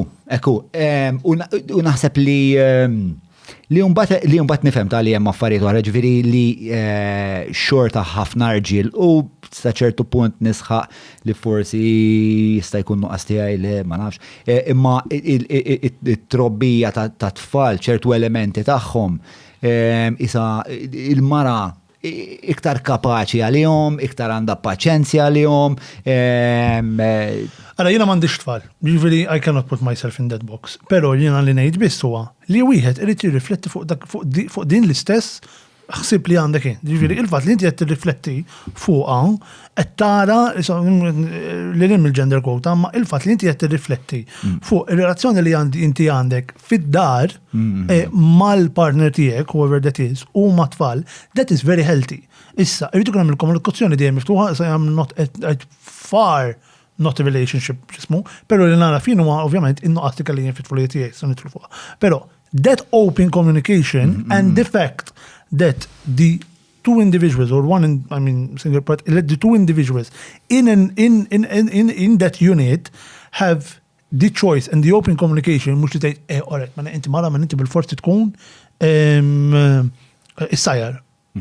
No, that's not it. Però mbagħad laqas inħoss li għandi jien għax jiena raġel u mort insajjar, sorry, nitfar li fuq Facebook, fis-sens let's remove that social construct of what the role of a man and a woman in the binary system is. And then we'll start looking into the pertinent issues of society fejn jekk inti qed tiffaċilita l-aċċess ta' ikwitat opportunità lil kulħadd, dik il-mara tista' tagħżel jew li toħroġ għall-politika jew li tkun id-dar. Jekk tagħżel li toħroġ għall-politika, good on her. Jekk tagħżel li tibqa' d-dar, mhux ħanistmerrija, ħanejd il-mara għażlet li tibqa' d-dar għax hija vokazzjoni wkoll. Li aħna morna l-ekstrem. Aħna qed ngħidu biex dik il-mara żgur naċċertaw li titla', ħanitfgħu mekkaniżmu biex żgur li titla'. U jiena nsaqsik John, meta ħankunu nafu li l-mekkaniżmu ħadem? At what point du say eridu neħu l-mekkanizmu. Allura x'policy soħra għandna li qed naraw li the underrepresented sex is being educated enough and empowered enough to be equal to make that choice. Free choice. Meta ħajja fil-mekkanizmu? Ma nafx. Ma nafx. Meta ngħidu għax inti għandek 40-60 u jridu kien hemm percentaġġ. U jekk mbagħad x'ħan nagħmlu? Ħanibqgħu bih? Jew mbagħad nibdew niliġġu lil underrepresented sex li jkun ir-raġel għax n-nisa nara stikka fuq il-ferita tal-problema tas-soċjetà. Eżatt, naħseb dak huwa l-istess ħsib tiegħi meta niġu għal-gender quota huwa l-istess problema of kelli producer tal-mużika kien jgħidilha polishing a third. Meta nkollok song ta' żopp u mbagħad tibda titfal reverb fuq il-voice u nippruvaw da sint bro, it's a fucking bullshit piece of writing. So and there's nothing in the known universe that can fucking salvage this and make it remotely likable to children. It's that bad. U naħseb dik hija l-problema li għandna li l-underpinnings tagħna li hija d-demokrazija tagħna li hija kif konna qed ngħidu l-ewwel hija fqira 80% tal-elettorat aqqas jikkonsidra jisma' x'qed jgħid ħaddieħor aħseb wara li jivvota l-ħaddieħor li għalija tfisser li qas huwa lest li jisma' l-ħaddieħor. Aħseb u meta jkollok in-nukleu daqshekk imnejjek fil-fema tiegħi l-aħħar ħaġa li tittamel tipprova tintegra parti oħrajn mela naqbdu tfal ta' 16 u nipprovaw ntuhom il-vot ukoll, forsi l-affarijiet imorru ejja naqbdu u nagħmlu dil-biċċa xogħol tal-gender quota. Le bro, ikkalma bil-mod l-ewwel. Naqbdu naraw x'inhu l-qafas, x'inhu mal-problemi hemmhekk biex dak huwa l-mod eleganti naħseb li jiena solvi ċerti affarijiet. Però it's far more painful u tuħawsa tieħu ġenerazzjonijiet, ġifieri. Definitely, u għalhekk għax tieħu ġenerazzjonijiet. Imma il-selling point hawnhekk huwa li diħa taħdem. Diħa solvi l-problema. Estetikament. Kosmetikament, mhux hekk.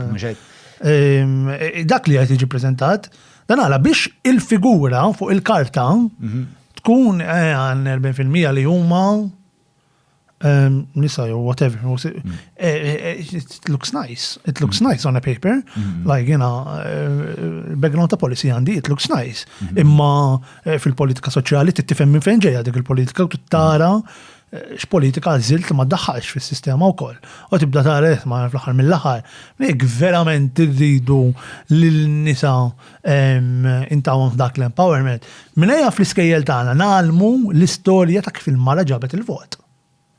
That whole movement is suffrage qatt idurli, is suffrage movement. Jiġifieri let's teach that.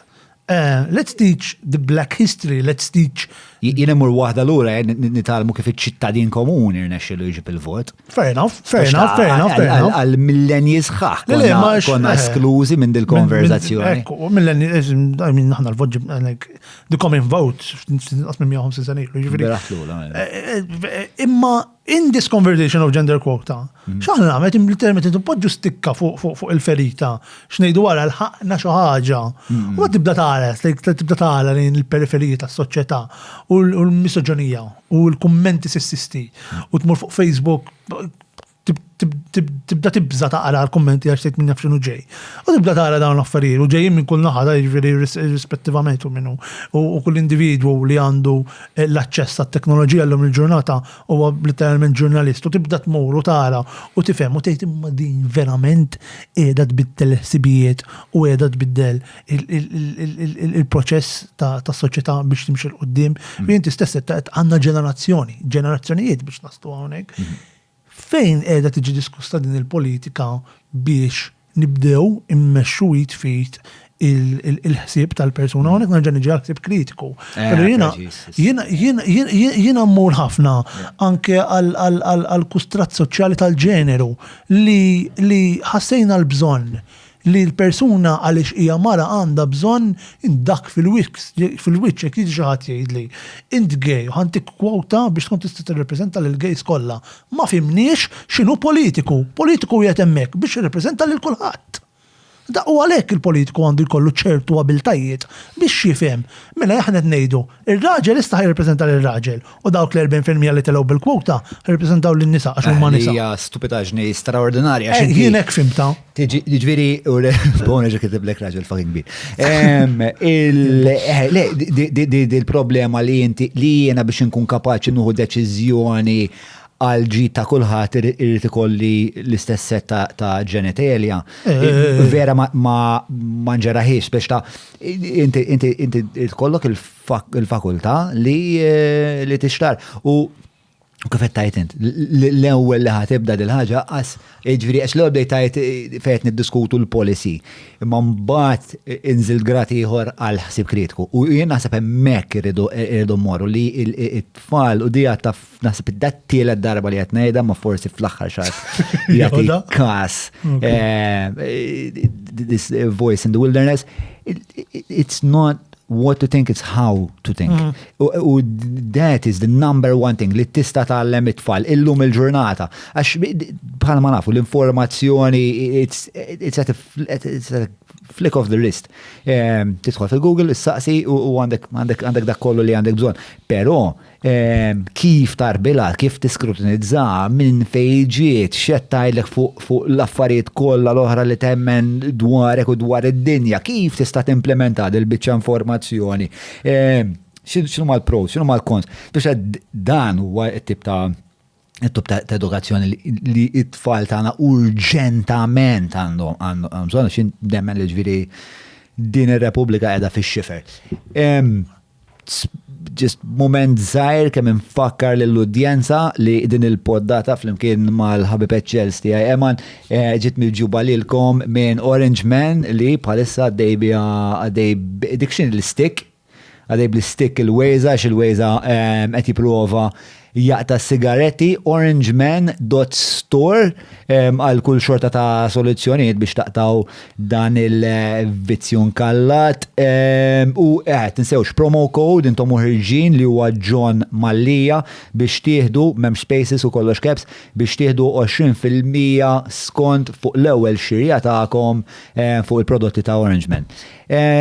Mela, tħaddidna fuq il-ġeneru, fuq ovvjament alright, gender quota, naħseb naqblu ħafna ma' xurxin, speċjali hemm bżonn tibdil ħafna iktar fundamentali minn din l-idea kosmetika li naraw in-numri u fuq il-karta daw in-numri jidru vera sexy. Giovanotti kellu linja li kien jgħid jekk inti tikol żewġ tiġiġiet u jien ma nikol xejn fuq il-karta kienna waħda kull wieħed. There you go. Vera Giovanotti kbire. Jox bok Giovanotti? Mhux il-subculture tiegħi. Mhux il-mitl. Għalkemm hu vera jogħġobni ħafna x'hu għamel ħafna trasformazzjonijiet, x'hu beda isu vera wannabe, x'inhu? Giovanotti speċ ta' beda rapper assista u kien jisu l-Vanilla Ice Taljan daqshekk kien tannik. Kellu dis song Gimme 5.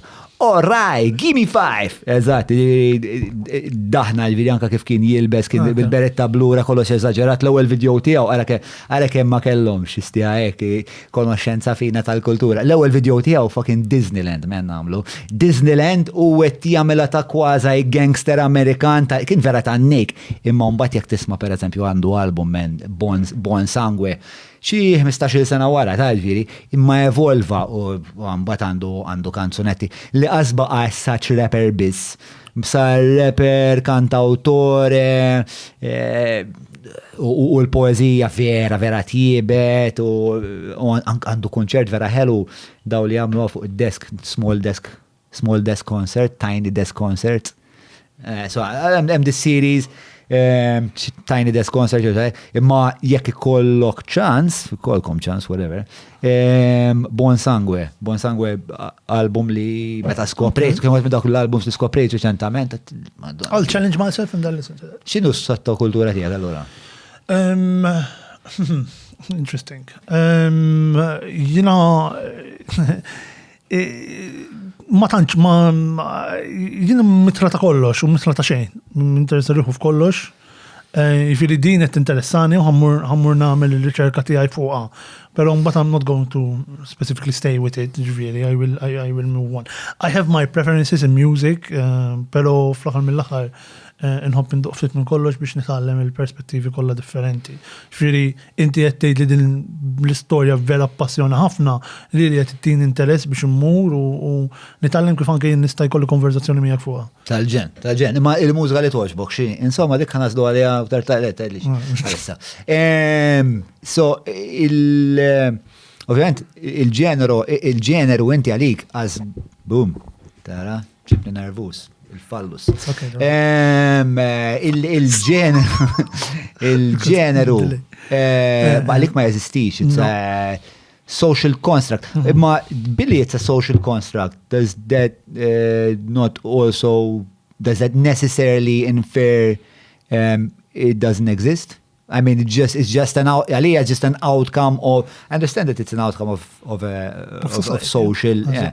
But it doesn't mean, it doesn't directly infer Ali. It transfers, you know. I mean, the concept of gender, and I'd like to specify here. I'm talking about gender, not about the biological sex. Okay. Għalli dik tkun ċala. Pero the concept of gender in itself is such Tina definizzjoni ta' gender, xinu? Gender huwa the manifestation of what how you express yourself.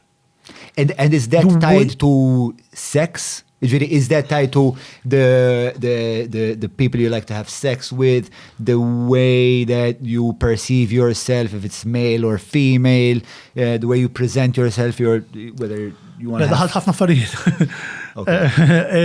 Jena jena gay. Minna dik hija l-orientazzjoni sessuali tiegħi. So the people I like to have sex with, point blank. That has nothing to do with my gender identity. Oh. No? So, okay. So who you like to have sex with? Nothing to do with my gender identity. Okay. Who I am as a person and how I identify myself as a male happens to be in line with my biological sex. Okay. So I identify myself as a male. Okay. And I have a penis. Congratulations. Thank you. Yes, I've been working on it. I hope it's a nice one. I've been working on it. Għadhom ma daqgħux il-11.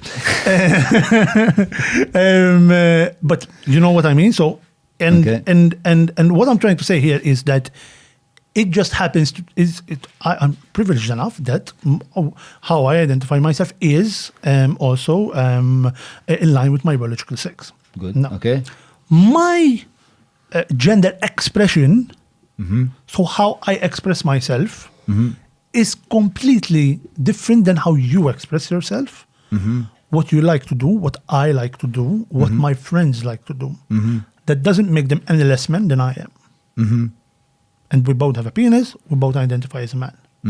My gender expression is different than theirs. Biex nżomma Tini l-characteristics of ta' kif tesprimi ruħek fil-ġeneru tiegħek. Tilbes, kif ruħek.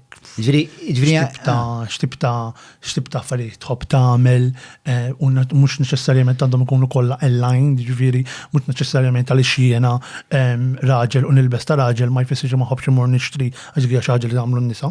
You know what I mean? Però fl-aħħar fl-istess mod ma jfissirx li għax jiena gay ma nħobbx il-Formula 1 u rugby. Għaliex dik hija xi ħaġa suppost għandhom jagħmlu luġġi straight. Imma daw il-preferenzi huma bil-fors marbutin ma mhux qed nifhem għalfejn bil-fors torbothom mal-ġeneru għax. Ovvjament niltaqa' pereżempju jiena l-sports person favorita ta' Maltija hija Hailey Buġejja li hija mara futboler, talent tad-duluri tagħmel xeba sagrifiċċji għax nismaħat titkellem u nafu bit-fors biex waslet fej waslet. Pero ma nox nabbina mal-ġenru. Il-ġenru forsi fl-ignoranza grassa tiegħi dejjem abbinajtu ma' ħwejjeġ ma nafx naqra intimi. Okay, fair enough. Imma li qed issemmi inti ġifieri intimi biex nifhem sewwa. Ġifieri jien ma minn norqod? Nasib partikolarment hija jien ma minn norqod u jien inħossnix raġel imma nifhem speċta li fid-dinja tal-lum raġel jista' jkun firxa wisa ta' mux li hop norqot ma' diku dak eċet. Le, nħossni raġel li għandi nħossni maskili speċta. Ok, etnaqblu, there you go. But il-fat li jinti tħossok maskili u li jinti għandek, again, dak il-privileġġ u għed nħoggos li għed semmija li jinti l-sports għatma assoċjajtu ma' ċertu ġeneru, pero neċu fi sfortuna fi s-soċjetà hemm ċertu affarijiet li huma konnessi mal-ġeneru. Il-fatt li jiena innaddaf, that is not okay. Il-fatt li jiena raġel u nikpi, that is not okay. U għonek, again, id-dit innamela ċara li fuq li qed nitkellmu huwa less both jien min jien bħala persuna, bħala eman, u anke il-mod ta' kif jien nikkomunika li l-nifsi bħala persuna ma' dinja embarra. U dinja qed timponi, soċjetà qed timponi ċertu konstratt, għalhekk it's a construct, it's a set of bullet points of what I am supposed to be doing. Jo forsi jiena ngħix f'echo chamber, imma jiena nħoss li fil-komunità li qiegħed fiha jien għalmenu dawk l-iktar uħud li jiena qrib tagħhom, dawn l-aspettattivi fuqi li pereżempju nkun jekk marret lil gasket naf what the fuck a gasket looks like, qed tonqos. Speċta, u bjiena id-dar speċta l-arranġament u l-mara sajru naħsel il-platti. Ma nsib ma sib tebda oġġezzjoni bija u meta ngħidha mhux ma nsibx ebda oġġezzjoni speċi jekk tista' tinbidel il-ħaġa nbidluha. Imma u meta nispjega lil sħab sabiħ jgħidu li jiena pereżempju il-wejża, il-wejża u kollox għalla jgħamil wejżament. U hija aċċettabbli That's a positive thing. U jina li ngħid huwa li kull individwu għandu jkollu l-opportunità li jażel. Ma perswas li l-wejża ma jħossux inqas raġel għax jaqbad xkupa, pereżempju. And that's a positive thing. Pero kemm hawn individwi. So what is the fight about? The fight is about having the opportunity. Having the opportunity that whatever you do, you don't need to necessarily align with what is being presented. And we here... There's not gender. It's beyond gender. And this is where I'm coming. But the concept of gender imma is presenting the idea that you have to look like someone. You have to be someone in a certain way. Okay. Sorry, ħansaqsi mistoqsija. Il-problema tiegħi hija li donnu noġġezzjonaw għal xi ħaġa li hija social construct fejn jaqbel. Jiġifieri, ħadd mu qed igerger għax in-nies li huma fil-construction fil-bini huma kollha rġiel. Ma that's not a social construct. That's a biological fact. Tipo il-Marija nista' nitfaħħa ma ċaqnu għada, ma tipo xħat għas il-karretta muħa taqla mill-art. Iva, imma, ħadd met igerger illi 100% tan-nies li huma fil-bini huma rġiel qed ingergru illi 100% of a social construct qed tgħid inti illi mhuwiex sew illi nqabblu t-tindif man-nisa. Fair enough. Però l-fatt illi nqabblu il-kostruzzjoni, il-bini esklusivament mal-irġiel ħadd ma jgerger fuqha. Jiena li ngħid huwa qed nifhmek. Jiena li ngħid huwa li dik il-persuna jkollha l-opportunità li tagħmel li trid. Imma l-mara m'għandix anke jekk tixtieq m'għandix l-opportunità tmur għandha l-knaten tad-disa speċi ta' insija dil-ħaġa. U speċi l-irġiel kapaċi jingħatfu. Però le, orajt, ma ħanpoġġi n-naħa l-oħra. L-assunzjoni mena li jiena raġel li nkun kapaċi għaddel il-kanton tad-disa? Le, imma hemm ħafna iktar ċans li inti se tkun kapaċi. I'm not talking about chances. Le, here. ma I'm mux, talking about- le, we don't expect it of you. Okay. Imma il-ċans huwa li, mux il-ċans, il-fatt huwa li huma rġil li għamlu dik ix-xorta ta' xogħol. Ejdu li ġifieri xorta li bqal li għandu jkun jiena u ma naħsibx il-social construct huwa Ħażin. li huwa ħażin. Ma naħsibx huwa ħażin. Le, le, le. Huwa manifestazzjoni tagħna ma forsi fil-bidu qatt isma' inti ma temmix, okay, ma naħsibx huwa ħażin, imma fl-aħħar mill-aħħar għandi kull dritt li jiena nesprimi li nifsi kif irrid. Mux hekk, mux hekk. Deqdu għalek tgħix fid-dinja ħilsa Huwa ma- tal-punent li bniet il-patriarkija, by the way. You're welcome. Well, it is, but edin link. Pero edin hawnhekk individwi that were able to comprehend this conversation. What is the fight for? Let's comprehend this conversation. Let's have this conversation. Let's be able to dilute and digest what we're talking about. Because if we don't do that, then we're not going to remove the ideally, per esempio, missieri. They believe that certain roles are to be for men and for women. U tista' tgħidilhom x'tgħidilhom? Għax hekk jemnu, għax hekk trabbew. Minn fej ġid il-ħaġa taħseb li hija kwistjoni ta' indottrinazzjoni jew anka l-esperjenza tal-ħajja? Esperjenza tal-ħajja ġejja mill-informazzjoni li għandek, no? Le, ma per eżempju li il-bennej 100% raġel se jkun hija esperjenza ta' ħajja, it's not a social construct, it's just a fact li l-breastfeeding tat-tifla tiegħi għamlet l-mara u jien m'għandix dik il-fakultà, it's a fact. Però tabdu ħafna mal-element fiżiku wkoll, mal-biological sex, ma dak li huwa innate fik innifsek. Fil-ġenituri tiegħek. Spiex ta' kif kont tara disparità. Il-mara tkun id-dar u raġel tmur jaħdem. U jekk il-mara tmur taħdem, that's a big problem. And this is what I'm talking about. Fili, għaxet naqbdu mal-fizika, mal-sess bioloġiku ta' breastfeeding, etc. This is not what I'm saying.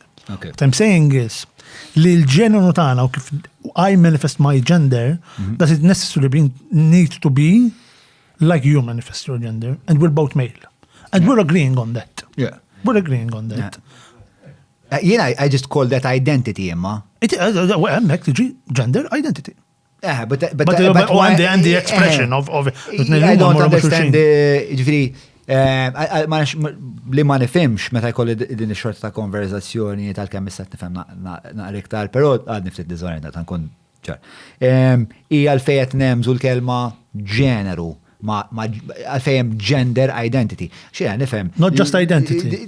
It's an identity thing. Le jiena John nħobb il-hip hop bħal Waze u koll hip hop, ma hobbu hip hop differenti. Tnejn Mostin u minn kelli kellna ħafna esperjenzi simili mhumiex eżattament l-istess u b'konsegwenza ma narawx id-dinja eżattament l-istess. Tipo daw l-idiosinkraziji li jeżistu fl-identitajiet tagħna. Speċalija ħaġa raġunata li qegħdin hemm u jekk jiena rrid immur nitgħallem il-bale by all means. M'hemm xejn li għandu jwaqafni. Però tipo jekk jiena nixtieq nintegra daw l-affarijiet kollha fl-identità tiegħi, speċjal ebda l għandu ikollu li jgħid li. L-ewwel ħaġa aħna għandna l-privilege, again, ħaġa nsemmih li ma nifhmux tfisser li inti l-identità tal-ġeneru tiegħek you question it. U tibda tmur fil-proċess ta' jina raġel jina mara. In the way how I express myself. Fi dik jien qatt ma nista' nifhem qatt ma ddejt minnha. Fi għalhekk il-gender identity. Però li qed tgħid inti huwa minnu. Fi qed naqbel kompletament qed naqblu forsi li aħna qed nkunu l-avukat ta' xi ta' xulxin. Però qed naqblu qed ngħidu isma' fl-aħħar mill-aħħar m'hemmx għalfejn insemmu the gender. And it comes to my first initial conversation that I ever had with you. Gender is a social construct. Why do we need it? Why do we need to have this conversation? Why do we need to say, għaxin tħobbu l-hip-hop, okay. By me liking hip-hop, that's a social construct, but that's okay. Society created hip-hop and I can like it. Okay, fair enough, it's a bit of a loop and maybe it goes in a lot of layers. But the way how I manifest myself, it's mine. Whatever, xemben saqajja ma jinteressa ħadd. Like, whatever. So, okay, I agree with the biological sex, but anything else, ċivvole, go for it. Like, differenza tamillek. Within limitations, naħseb jien, in case you wanna be like a Ted Bundy serial rapist, don't go for it. Stay at home. More temmek. Stay at home. All right, no, okay, stay at home. Imma t-tifem xie jitnejt, jew għalmenu għetni artikola li nifsi b'mod fejn it-tinftijem. Le, inti għattajt li speċan jeħtieġ li jkun hemm libertà ta' kif wieħed jesprimi li l-nifsu bħala individu. Miex qed nipprova ngħid lil ħadd isma' go all out and be part of whatever revolution people think I'm doing. No. Have that liberty. To make a choice. To make that choice. Yeah. And when you make that choice, it's up to me not to stigmatize and not to try and normalize people in boxes. This is what's happening. Mela, għal-min forsi jishtiq juhu kol naqra kontesta mux ħazin fuq din il-konverzazzjoni mill-lat bioloġiku. Hemm podcast ma' Sonja Sammut, il-Feliċi u dejjem simpatika doċli u tat-sokkor Sonja Sammut, ninselmu la minnaw. Li ġi podcast number ma nafx. Mela. Pero tajjeb kien, u it is a good thing. Għaliex, għawnek li għetnejtu kollu mill-esperienza tijaj. Fi realtà tijaj hija l-perċezzjoni li jenet nikkomunika ma'kom. U f'rebda moment marrit nistama li għandi l-informazzjoni kollha tad-dinja dwar dan is-suġġett. Però inħoss li għandu bżonn ikun hemm dik l-għażel u wieħed imma kemm l-August meta stran nies jitfgħu li dak id-disclaimer ta' fucking jiena nifhem li m'għandix kollox qed nipprova ntik biċċa milli għandin u forsi jekk ittini biċċa milli għandek. Naħslu fil-nofs, mhux hekk għandu jkun. X'għidu Dunning-Kruger effect, Dunning-Kruger effect li iktar ma tkun taf, iktar tintebaħ li ma fucking li ma taf xejn. U fuq in-naħa l-oħra tal-ispettru għandek dal-fucking basla li ma jaf xej u jgħidlek għana l-lek jien kink. Le, u s-wabla ħammur għawnek uħna miex ħamissat naħseb unit għal, vera, ġek naħseb kħiġri. Tlaqna sa bl-istoria tijak, għalli sanaqdu it-traġit tal-ħajja ta' Eman. Dik kellek l-ewwel, sorry. Dik kienet l-ewwel parti. Kemm għadda ħin biex nkun naqqa?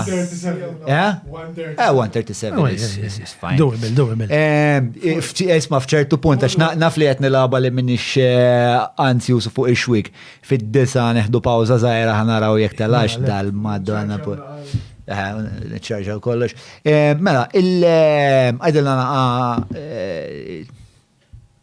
is-snin naxxenti ta' Eman Borġ ġewa, nafu għosnajda, għalli mux għawdix, it-taċċaw la housing estate fil-raba ta' għawdix. Alright, mela, il-kontesta xinu taċċaw la housing estate huwa post tal-gvern, binni tal-gvern, housing estate tal-gvern.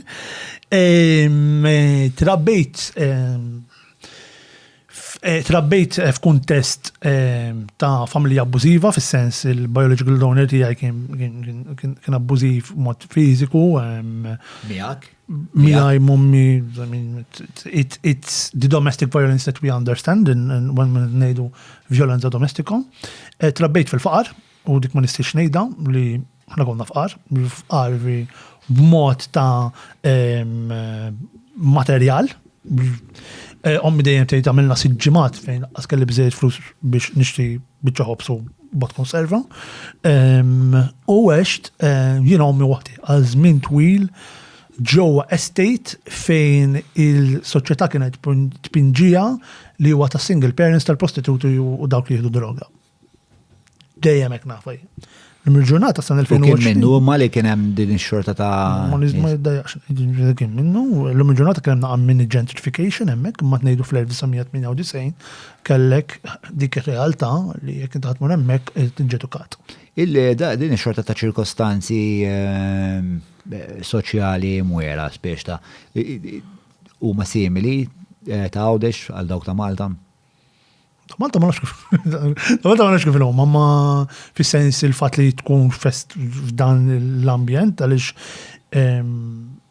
naħsum li huma simili, fis-sens għalix dejjem kont nemmen per eżempju li I am going to amount to nothing, it's purely on the fact li jena minn hawnhekk.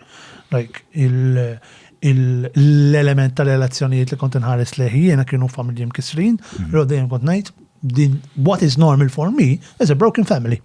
And that is perfectly fine. That's okay. That's okay. What is normal for me is, for example, immur l-iskola u qed nibża mmur id-dar għax naħseb li ħansib l-lom jew imbenġla jew ma jitax imkien f'xi kantuniera. Like that was my childhood. U naħseb l-ewwel memorji tiegħi huma fuck man, like x'ħan għamel laqqas naf mhux x'ħan għamel biex noħroġ minnha ta' how am I going to protect myself? Għax ma nafx kif. U baqgħet miegħi, jiġifieri anki waqt li qed ngħidha I emote myself għas-sempliċi raġuni li that is my first memory. You know how fucked up it is l-ewwel memorja tiegħek is abuse. U anke ngħid, isma' x'inhu mal-memorji l-oħrajn? There's always an asterisk of there's always an asterisk of niftakar darba minnhom kont ħammur il-privat u għalkemm qatt ma kellha flus dejjem kienet tara x'ħad tagħmel biex inkun aħjar ma ħadd ieħor dejjem, waqti dejjem. U ma qalt li Eman kelli 10 liri u ma nistax insibhom. Qalt li naħseb armajthom.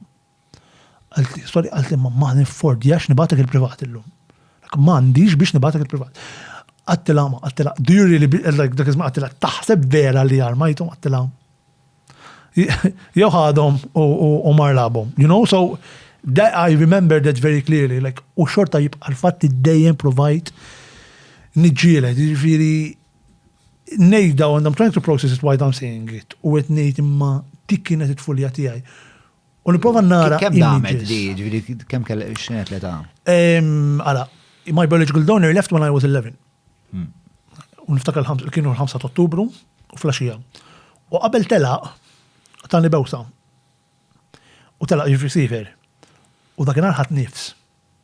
Qatt ma naf li ħadd nifs daqshekk qawwi f'ħajti. U l-lum ġurnata nirriflettu ngħid dakinhar meta bdiet ħajjitna.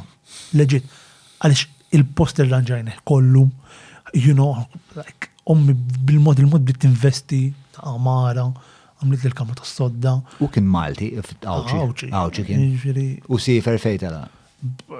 Lower ma' Spanja, but then it's all over Europe fil-verità, ġifieri rilevanti għalija fil-verità, ma tantx tagħmel differenza.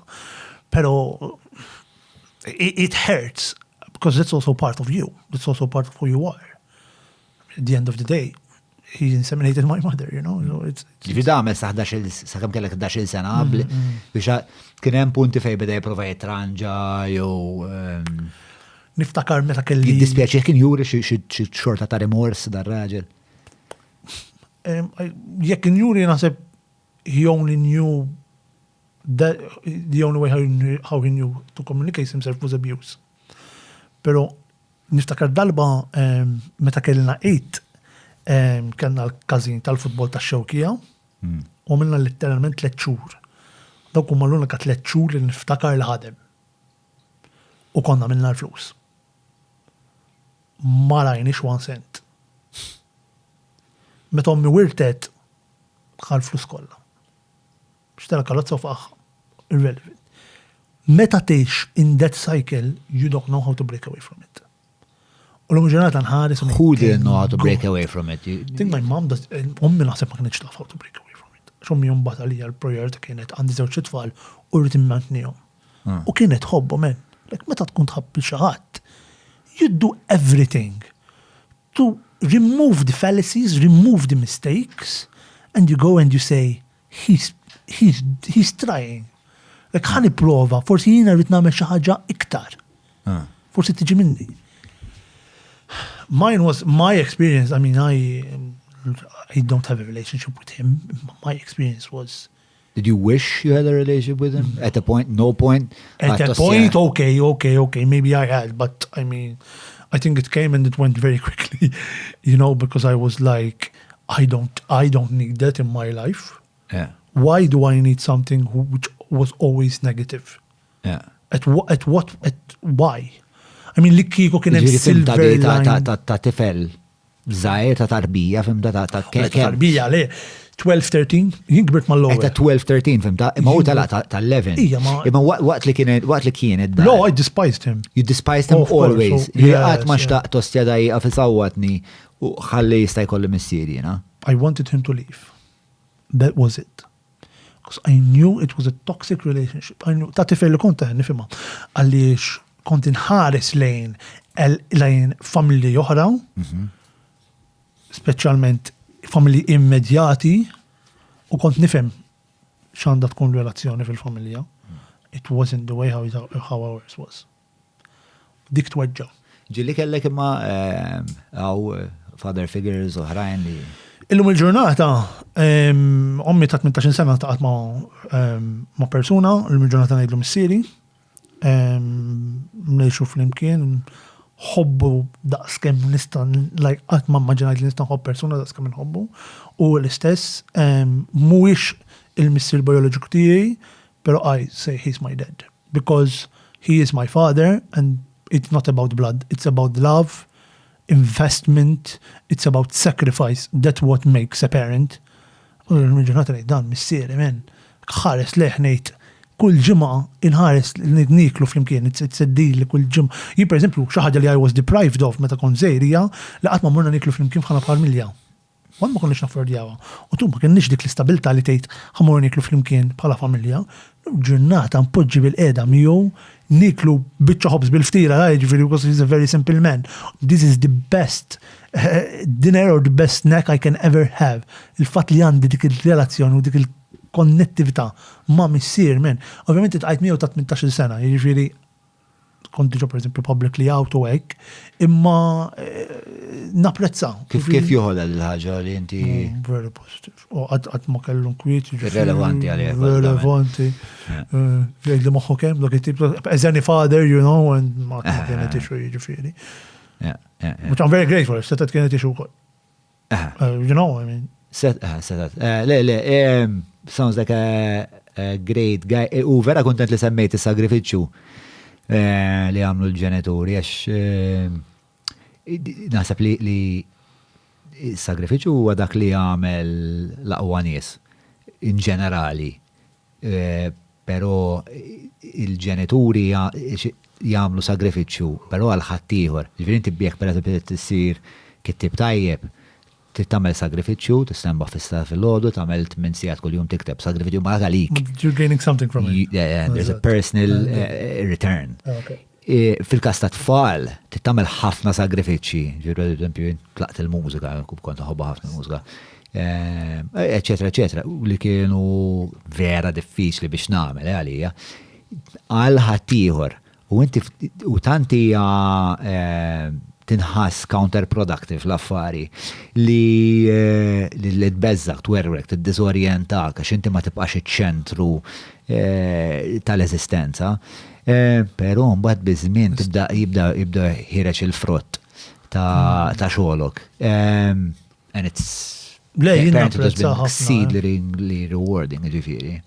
Jien napprezza ħafna, jiġifieri s-sagrifiċċju li jagħmel. U mhux ommi tagħmel ukoll ta' jiġifieri, imma ukoll dan naħseb napprezza tiegħu iktar għax naħseb kellu għażla li jaqbad u jitlaq. Ekku.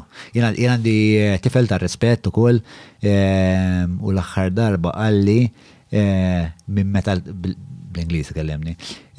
Since I've met you, xu kellu 4 meta tajt miegħu, qalli you've grown 4 years each year. Induna li ju għamilni adult, man. Induna li essenzjalment it-tifel għamilni raġel. Għax u kon nibqa moħħirri. So, cheers to good fathers. Yeah, it's a very good cheers. And fuck the bad ones. But hopefully they learn something and they fucking come to the other side. Tara hekk kruċjali l-rwol tal-missirijiet fis-soċjetà. Anzi, peress li għalik hija naqra iktar fluida naħseb l-affari. Taħseb li l-missirijiet għandhom ċertu rwoli u l-ommijiet oħrajn? Apart from jiġifieri l-rwoli diffiċli ħafna biex hemm onboard wieġeb dik il-mistoqsija. X'inha trabbejt b'ommi u missieri. U fil-waqt li kont f'element abbużiv, qatt ma naf li kelli xi ħaġa nieqsa. That's what I know. This is what I know, John. Kellekx paragon. Ma kellix paragon. Allura tgħidli minni ma nafx kif. Fis-sens, allura tgħidli no. I mean, kont nara, this is what I know. Fis-sens all right, ma kellna xejn, ma kellniex imma dejjem kelli dak li rid fl-aħħar mill-aħħar. Fis-sensor, ġifiri għamilt minn 11 sa 18 sena, meta il-ħajja bdiet miexa l-qoddim u bdejn, kelli kollox imbagħtu. Fis-sens, kelli l-lom miex irid iktar. U kif kienet ir-relazzjoni mal-Malti? Tajb, fis-sens, it's very positive. Ommi batit ħafna, u ma tgħidx li batit. Ovvjament il-familja tagħha qatt ma ġabu għali kellha relazzjoni mal-persuna li kellha relazzjoni magħha. Familja tiegħu lanqas ġabuha, jiġri ommi għamlet żmien tgħix fi triq meta kienet pregnant bija, ma kellix fejn tgħix. Can you imagine that? Can you imagine what the person needs to go to biex ma jkollokx biżejjed fejn tgħix? Kif jista' jkun men? U mbagħad ngħidu X'wassal imma biex tispiċċa fi triq? naqas ta' support. Kull ma ridet minni tija naqas support. Ma ridet ċenta barra minnaw. U dejjem kienet lejali lejn il-familja tagħha ta' ġifieri. Tgħidli you have a personal here, Emma, so you know, but this is my reality. So if I heard someone else's from their perspective, kienu jgħidulek għax ma stajniex, jew għax it wasn't our responsibility. Fuck that. I mean, this is my reality. Ommi kalla tbati u dik is-sofferenza, it's a generational trauma. Għax ħatta jien. Jien ħatta trauma tommi. But you seem like a very strong person. U għax ommi kienet persona vera b'saħħitha. Qatt ma qalet, issa jiena għaliex telaqni r-raġel u għandi żewġ tfal, I'm just gonna give up, tfal tiegħi jagħmlu li jridu. Ommi tletxew jitkellem nitgħallem l-Ingliż, nitgħallem il-karozza u l-immur l-università. Għax ommi qatt ma kienet taf Ingliż, qatt ma marret l-università, qatt ma tagħmel il-karozza. Tengot nafhom li tal-juma. Dik u għamlet li setet biex itna li aħna jkollna għax mbagħad ovvjament toħti. Ma relazzjoni tiegħek, għal żmien twil, it was me, my sister and my mom. And that was it. What else do you need, John? Fis-sens. U ma tikallek individwu li joħdulek dak li għandek, and that's not on me. Really kienet kera. In the end, I guess it's a beautiful story, ma jina jek nara, forsi jizzob, John, inti minn barra tara, ma konx toqgħod fil-housing, ma kienx jisawtek missier, ma kif nara jiena, u forsi dan huwa il-kittib ta' ġovija, jiena nara the classic Phoenix rising from the ashes, u li speċta mill-marassa, nbittenti. Li kiku my biological donor never left, and I had what society perceives as a normality, I would still have been gay, but I wouldn't have stood up and say, I need society behind me. Skont ngħidlin għandi kollox. Fis-sens il-fatt li kont nieqes minn ħajti, però saċertu punt qatt ma kont nieqes għax ommi dejjem tatni li ried. Tatni dik l-element li isma' I need to stand up for what I believe. Fili kieku jien ħajti dejjem kienet easy going, x'sofferenzi kont ħanaddi minnhom. Xi traumi kont ħanaddi minnhom. And why would I bother to do something about something else? Kanti kollox. Pero naħseb ma waħat li mandu kollox. Le, rajt, ma. Tajt ma ħafna nies speċta qoddimi fuq dak il-mikrofon u minkejja li stejjer estremi daqs tiegħek mux komuni u ma pittost rari.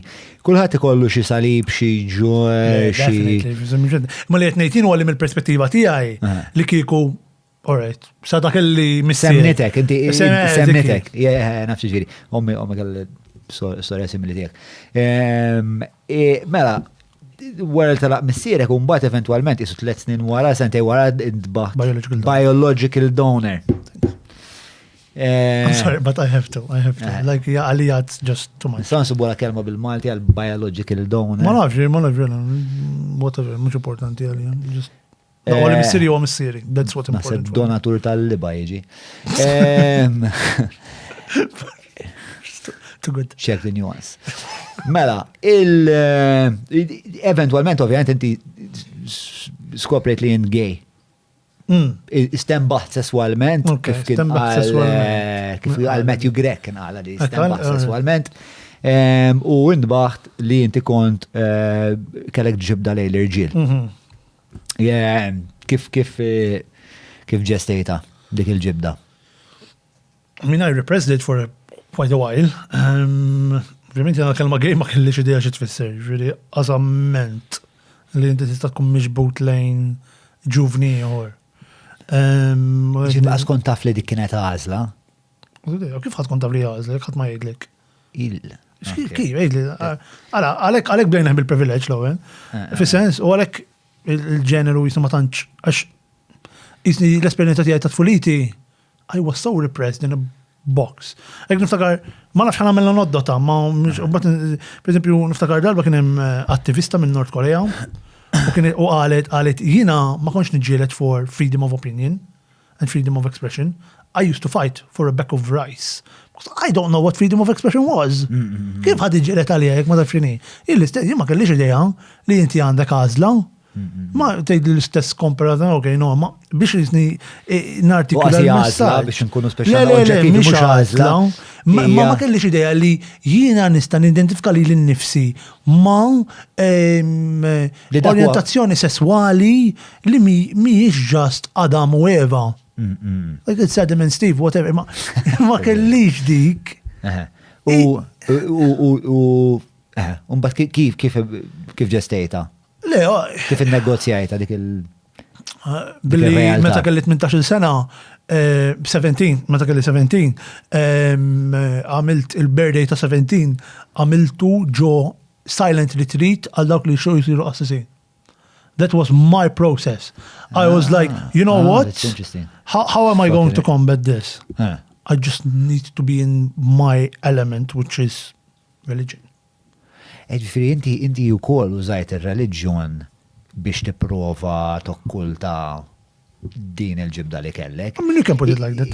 Jow il-reliġjon kien tik xi ħaġa li titraxxendi sessualità. Le, għala ħanajdlek, il-reliġjon fl-ħar mill-aħħar ma jenix biex nsir b'naħni minn jien. Għalli tkun ċara. U l-mistoqsija li timbet għalija f'moħħi kemm hemm min jaf kemm hemm irġiel li kellhom l-istess traġit li kellek int u spiċċaw biċ-ċoqqa.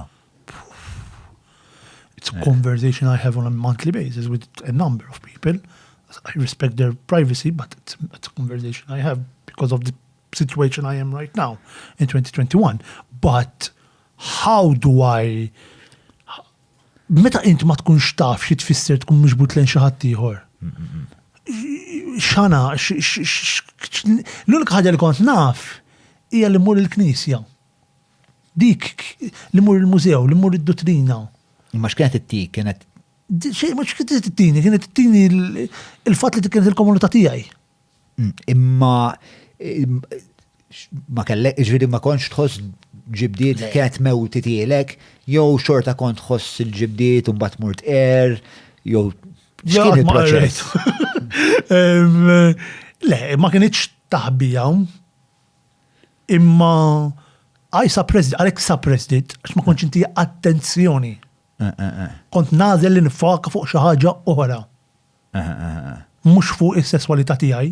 Imma kultant il-ġibda sesswali hija vixxerali ħafna u ma tantx tkun tista' tmewwita, tkun edem u anke tkun qed tagħmel l-iktar affarijiet divertenti tad-dinja biex f'daqqa waħda jitfaċċa dal.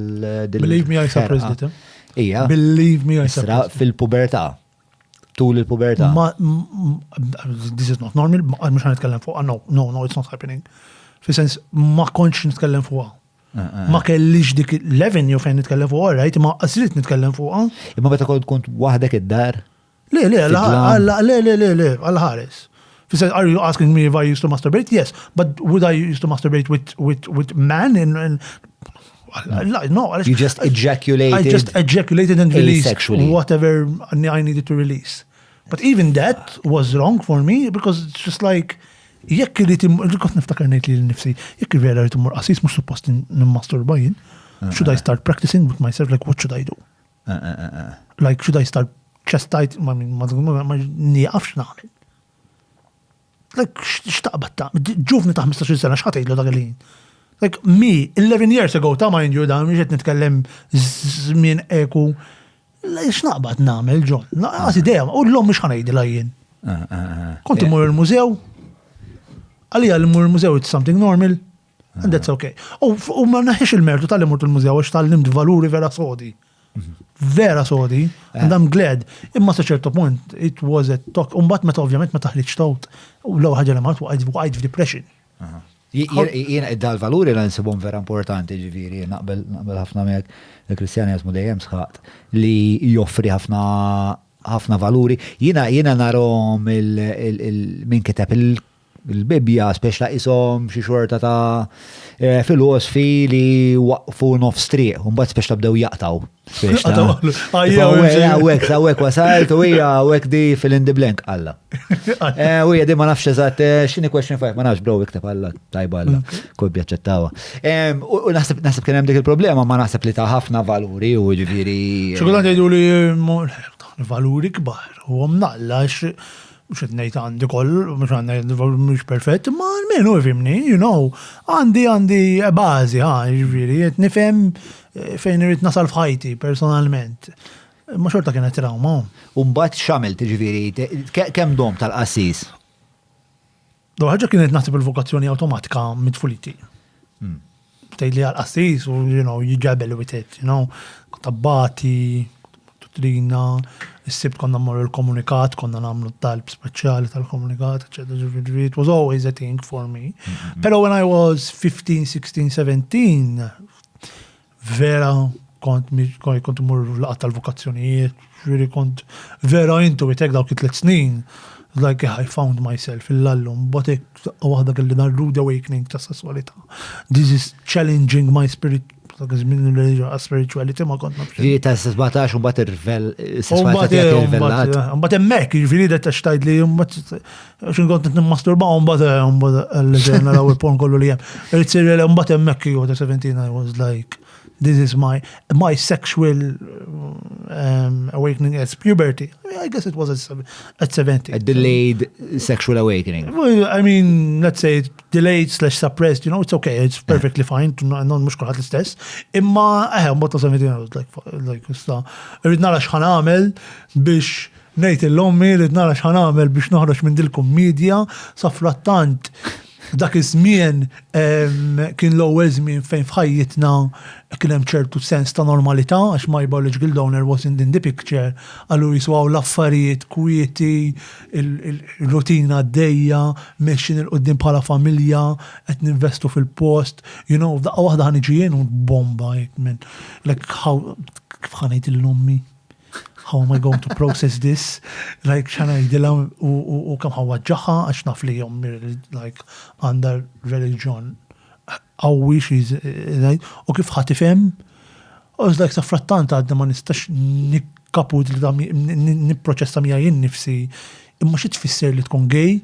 I knew I was attracted to men at 17, but ġiġtajd li, u ma lek nejt il-pornografija għal-mitni how the sexual act happened. Ideja ma għalli, ideja għalli. Ideja tajba dik li il-porn jgħalma kif tiġri il-ġira Is it a good sexual education? Is it a good sexual, by my estimation, why not? Good as any? Good as any? Ma jkollok xejn, what's good? Għandek lazla? Li kieku l-edukazzjoni jattalmek, forsi il-proċess li wieħed irid imur għal-pornografija ma jkunx daqshekk awtomatiku, m'għandix għalfejn. Kapaċi wieħed imur ukoll. U ma narax negattiva tal-pornografija. There is hyperventilating, a lot of dejjem rid ngħid hyperventilating, what I mean to say is hyper manifestation, like what sex needs to look like. That's pornography. I'm ċertu images. There's an entertainment. There's an entertainment element to it. Let's talk about porn, let's talk about sex, let's talk about kinks, let's talk about what turns me on. Why not? Yes. I don't mind it. All right. So that was omma kif ħadetha men. Il-forxina. Relazzjoni tiegħek minnaw. L-ewwel qed il-loħti. L-għulet il-loħti. Issa qed tagħmel il-mokkek tal-forfajt. Qed tagħmel il-mokkek żjem, ħana rotek għoda. Għattila fil-festa, importanti li ngħidilha fil-festa, bat wara mort xrob ċarba laqat ma niftakar biex ninsa. U xek mbagħad 3 ijiem wara qed issa jew ħanejdil issa, jew ma ħanejdil qatt. Le żomma oħtok x'qalt li. Le oħti orajt, le oħti qalt li speċi ta' kont naf. It's like, stajt għatli kienet tiġi aktar faċli. She was very okay with it. U għalt li n-supportjak through thick and thin, ġifieri, which I appreciated a lot. Oħtok ikbar jew iżgħar? Iżgħar, sena u nofs iżgħar minni. Din aqtawa, ma kombinazzjoni l-lum għandha l-birthday. Għalfejn aqtawa? Għalix biex mux ħajħorġ il-lum. Wija, dik parti mill-autentiċità. Le, xtaqta. U bat ommok, Bat ommi, bat wattilet, li sa jek ħan neħi il-bandage, ħan neħi jisa kolla f'daqqa. Għattilak il-kamra ta' sodda, remember, domt nippassiġġa fil-kultur, staħna ġo apartment naqdu għaw, ġifri ma tanċen venti passiġġa, fil-sens wara 30 seconds you just went through the whole corridor. U domt nippassiġġa kif ħanajdilak, kif ħanpoġġi l-klim, what's going to be the setting, I went through my mind of the whole process of telling her. Poġġejta bil-qeda, t-tirrit najdlek xaħġa. Til-isma, tila jingej. U għafetek, ma tkelmitx, ma tkelmitx. Badġil biki, insomma, very typical. Imma mux biki like full on crying, just dmuħ. U għal-dat li isma ħajkunem mux ħajkelmek, ħajkunem mux ħajċettak, ħajkunem mux ħajajdlek u l-ewwel darba li smajta f'ħajti biex ma toqgħodx xejn il-bandiera. Ħajkunem bis-sens il-ħajja mux ħadkun speċ ta' faċli. Għalt li pero xorta t-tifel di jgħid. So that was a lot.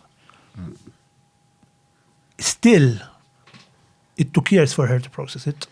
Ġifiri, il-niket kien marbut ma traġedja li ħasbet li jinti seġġerraħ minn ħabba s-soċieta?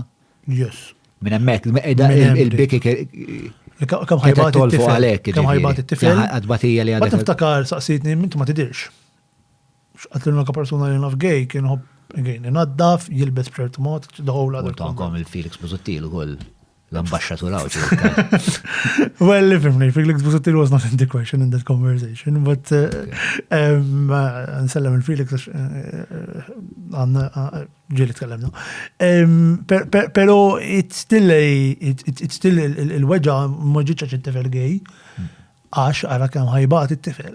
U jien kif ħanejnu l-dat-tifel, xina ma nafx kif ħanejnu l-dat-tifel.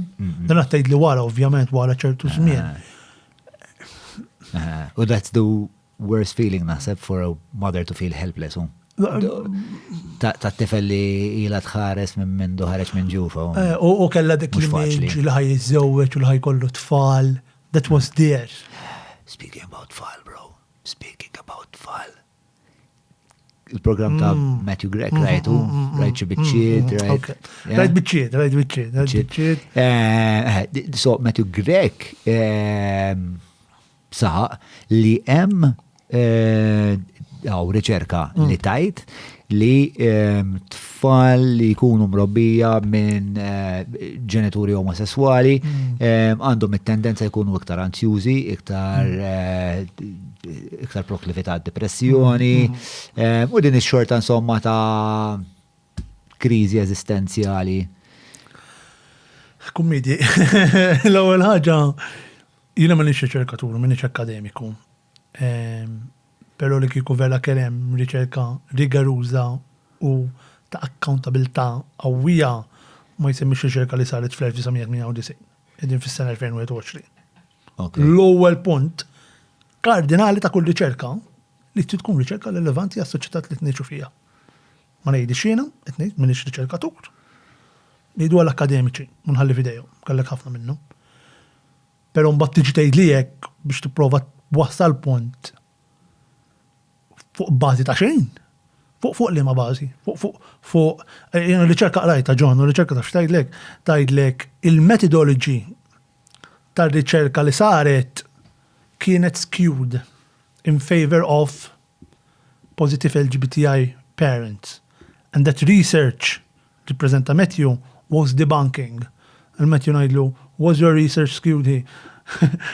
Għax Matthew stess qal aħna m'għandniex flus biex nagħmlu r-riċerka, we don't have the money, m'għandek flus biex nagħmlu r-riċerka titkellem fuq ir-riċerka. Because research needs time, research needs good, vigorous and the ability to do it again and have similar results. U hawnhekk qed nitkellem fuq il-mod ta' kif saret dik ir-riċerka li preżenta Matthew. Mhux nitkellem fuq il-fatt li dak li preżenta Matthew qed nitkellem minn il-montanja għaliex mhuwiex minnu. Any same-sex parent, if there is the love, the sacrifice, kif semmejt fil-bidu, the commitment to get a child and adopt it and whatever, IVF or whatever, can rest assure you like tifel, tifla, whatever non-binary, se jibrilla u se jasal. All you need to do is just start ixkastrate is-soċjetà, mur, asal u rnexxi. That's it. I don't care about any other argument. I think parenthood is about two things, man. Commitment and sacrifice. There you go. That's fucking it. So, inti tixtieq tkun ġenitori jew għandek dil-ħajra? Oh, definitely. Għalek hija? Yes.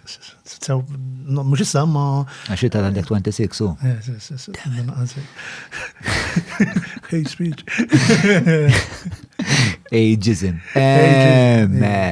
Imma minkejja l-biżat tal-ma batejt minħabba li kon gej u l-lum dbati ma tantx drebni dem ma kust. Nixinġun. Li tfakkarni isma jena l-qoxem ġada ġab kejk ta' u kol, taf kif ħan uħroġ minn bil-das. Xkent il-mistoqsija batejt. Dbati because there's a lot of self-doubt. You know, semmejt, ma nafx, fl-ma punt semmejt x-life, jew mux life, I mean, rċevejna, kont rċevejt it-trawn, ġviri, ma, I don't see li dik kienet id-batija, nasib id-batija kienet anke kif ħan ikkomunika mommi, per eżempju, xtej ġini meta nieħu il-partner tiegħi id-dar. You know, like, xi fisser li ħadd il-partner tiegħi id-dar, se jiġi li jekk ħammur tiegħu ħan nieħu il-partner tiegħi. Dawk il-mistoqsijiet, there wasn't really an answer for them. I need to have a lot of trial and error. And while I was having that process, mind you, I was starting to lead an LGBT organization in Gozo. And I was like, how do I learn this personally for myself and start an NGO li mux faċli. Għal kulħat li mux faċli tibda NGO, għasabura tkun LGBT fawdex meċċija mizzazax. Like, you know, there was a lot of layers to it.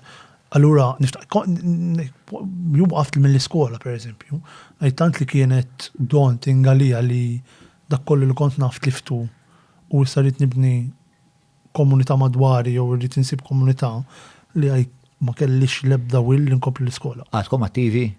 Pal organization, very much, yes. Kemm kbira l-organizzazzjoni? Palissa għanna 77 membru, 6 min nies fl-eżekuttiv, 15 il-professjonalista li jaħdmu magħna on a needs to basis. We do events practically every month, and we're very vocal. Xorta ta' events tagħmlu? It goes on 3 elements. Social events, where people can connect and just meet each other and have a drink, go to the beach, have a barbecues, etc., all of that. Then it has nothing to do with sexual orientation. It's just sure, really, people hanging out. Hanging out, you know, just like friends hanging out, legit. Then there is educational events, natu training ċertu skejjel edukaturi, ċertu istituzzjonijiet, ċertu kumpaniji, għanna helpline, 99356622, which is... Say that slowly. 99356622. Xunota bon ħalli intallawda. And there Għal-minuma. That's basically what we say is for LGBTI individuals in Gozo, that need to know what services are existent. Okay. Għandi bżon notar, għandi bżon nintaqa' ma' xi ħadd li għadda mill-esperjenza tiegħi. Bżon nitkellem ma' xi ħadd, għandi bżon counseling, għandi bżon assis. In our professional list għandna assisin. Because I personally understand il-qabda li jkun hemm bejn is-sesswalità u l-ispiritualità. Kif jintervjeni ma' assis dal-każ? L-assis mhux spex ta' mux l-għad, ma spex ta' id-dogma li jiprattika u, id-dottrina li jiprattika u, tmur kontra. Mux kull assis. Mux kull assis? Mux kull assis. I mean, that is, ħarġu assisin publikament, jiddu li jisma. Dawn huma jużaw dawn huma tfal talla, whatever, I mean. Pero, jekk persuna jkollu bżon dak l-intervent, xankun jien ngħidlu li we facilitate that intervention, u laqas ħanidħol fiha jien. F'sensem dak il-helpline, we go, kien hemm risu l-ewwel intake session. Ġifieri hemm nies fil-komunità tagħkom li iħadnu twemmin nisrani u fl-istess ħin huma omosessuali u sabu bilanċ feliċi bejn it-tnejn. Hemm organizzazzjoni partikolari Drakma. Li Taħdem full on xogħol vera tajjeb biex individwi li huma LGBT u huma spiritwali wkoll ikunu jistgħu jarxu fihom infushom dan il-vjaġġ kif se jaslu biex dawn l-identitajiet jaħdmu flimkien. But then they have a sister parent li hija Drakma Parents għal ġenituri ta' individwi LGBT li huma fil-kamputu spiritwali. That is very well needed, fis-sens li ma kellix bżonna, ma ħaddieħor forsi jkollu bżonna. Fi il-helpline jisu jipprova jaqgħad dawn u kien hemm bżonna ħafna ħabba l-COVID għax waqt il-COVID kien hemm tajna mal-kuntatt man nies jekk konna nintaqgħu, jiġifieri the social events, the education, but we have a lot of projects. Għandna proġett ħireġ dal-waqt fuq non-binary, per eżempju, jew Activist Academy, how to be an activist in Gozo. All of these little projects which are usually funded. Tal-ġen. Isma, ħadu pawza sajra għek u ġek. Nistreċċaw ftit saqajna u niġu lura wara il-podcast ta' John. I love that. Who wrote that? Good question. Dak kitbuha huma jgħidulhom kellu mela il-band naqdet, għax il-band naqdet partikolarment biex jiktbu dik id-diska. U l-band li għamlet weekend sieħ ta' eżistenza spiex jisima Skemizzi.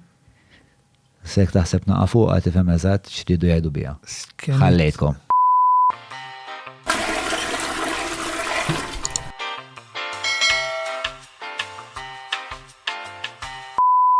Mela, ġejna lura wara dik il-pawza, kuntent nħabbar li l-podcast ta' Pepe ħareġ u għet jaraw xabanis, ġifiri successi wara successi dal-podcast.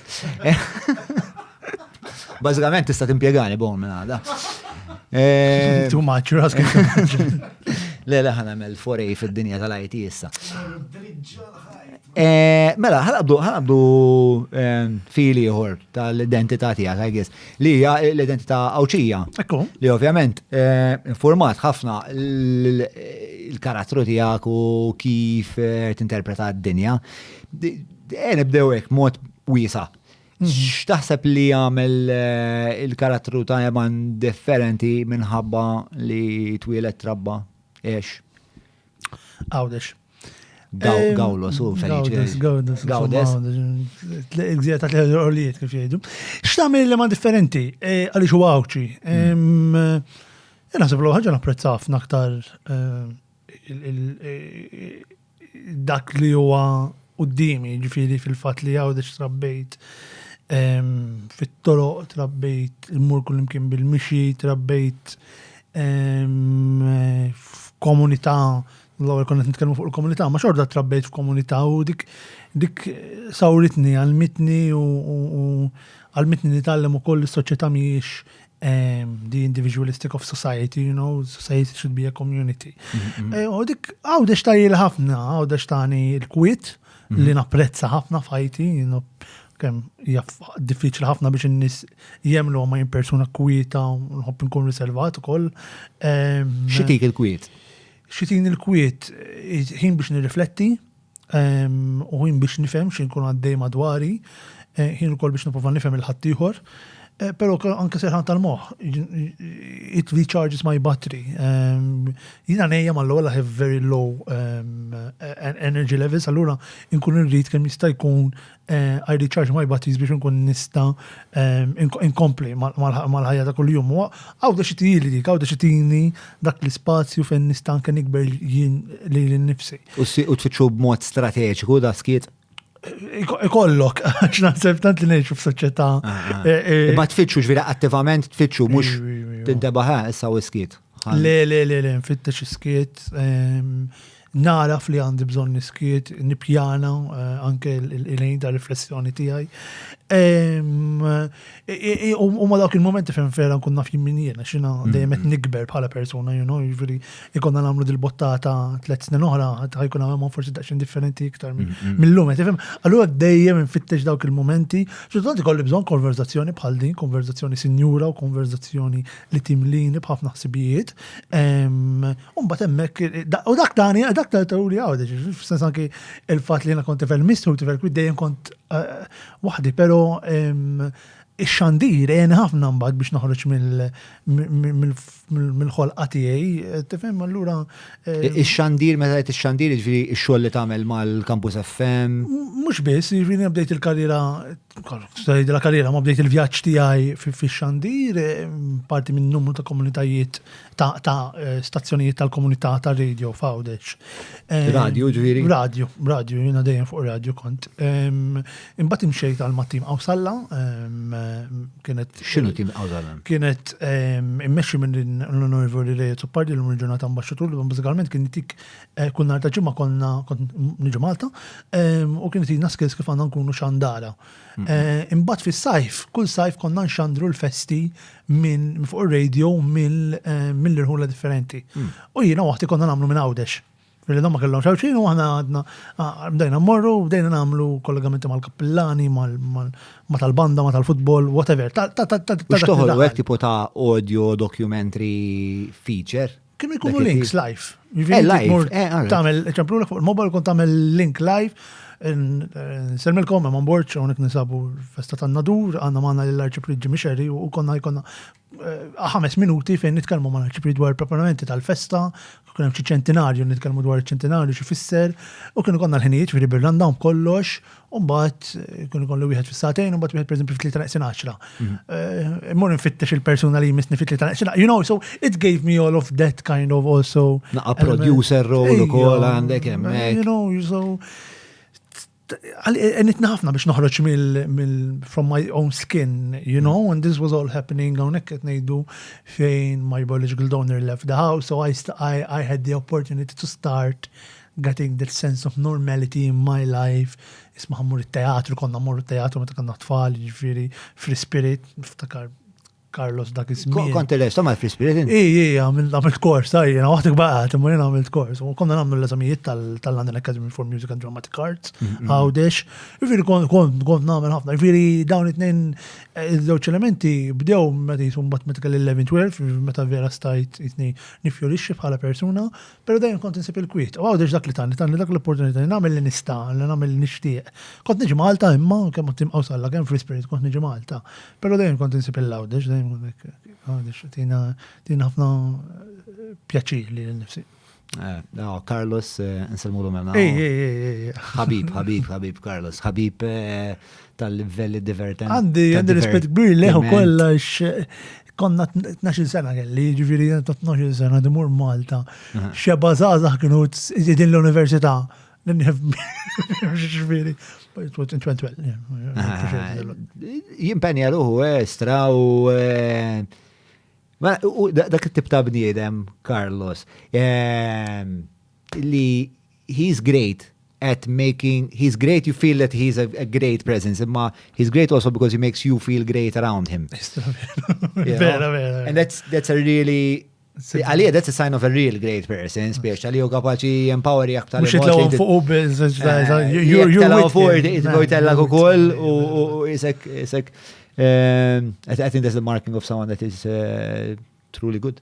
U xmata action ma mbagħad Għawdex, kienem? Maħsib ta' din, naħseb, ovvijament ma tanix very superficial answer, I think, but ovvijament tanix il-komunità li dejjem mbagħad kelli bżonn, when I came out. Ma tajjilix. Allura dejjem kien nuqqas għalija dik. Ma tanix ukollu dak iż-żmien ma kontx naf bija huwa id-diversi elementi differenti li għandu l-persuna. Jiġifieri jiena qatt ma kont qajt ma' Musulman, jew qatt ma kont qajt ma' Buddist, qatt ma kont espost għal dawk id-diversi ideoloġiji. Tgħidli t-tort Għawdex, forsi mhux it-tort tal-gżira saċ, imma huwa nuqqas. Allura ifisser li jiena t-trobbija tiegħi u l-edukazzjoni il-formazzjoni tal-edukazzjoni tiegħi kienet limitata. hija sfida tal-edukazzjoni, tas-sistema edukattiva.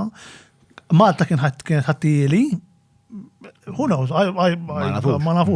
Ma tifem, għawdex dik ma ta' ilixu, inħossi su ċertu nuqqas, ċertu watch li rrit ikolli dawn il-konverzazzjonijiet ma' individwi ta' diversi kulturi, diversi twemmin, diversi rituali biex nifhem huma minn fejn ġejjin għalfejn. X'kienet l-istorja wara dak ir-ritwali wara dak it-twemmin. Inħoss li hemm naqas u nixtieq ta' jiġri nixtieq l-investi biex għawdex u anke Malta tamma biex għawdex. Kien hemm dan l-ispazju fejn nies ta' backgrounds differenti jintaqgħu flimkien u jifhmu lil xulxin. Mhux jippruvaw jikkonvinċu lil xulxin minnu tajjeb u minnu ħażin, għax ġieli jekk nagħmlu, però nifhmu lil xulxin il-ħajja tagħna kif inhi, x'inhuwa l-proċess li għaddej minnu jiem bħala individwu. Naħseb waħda mill-ispirazzjonijiet tiegħi huwa kolli nasal hemmhekk xi darba. Li tasal li ma tevangelizzax, speċa li tasal fej.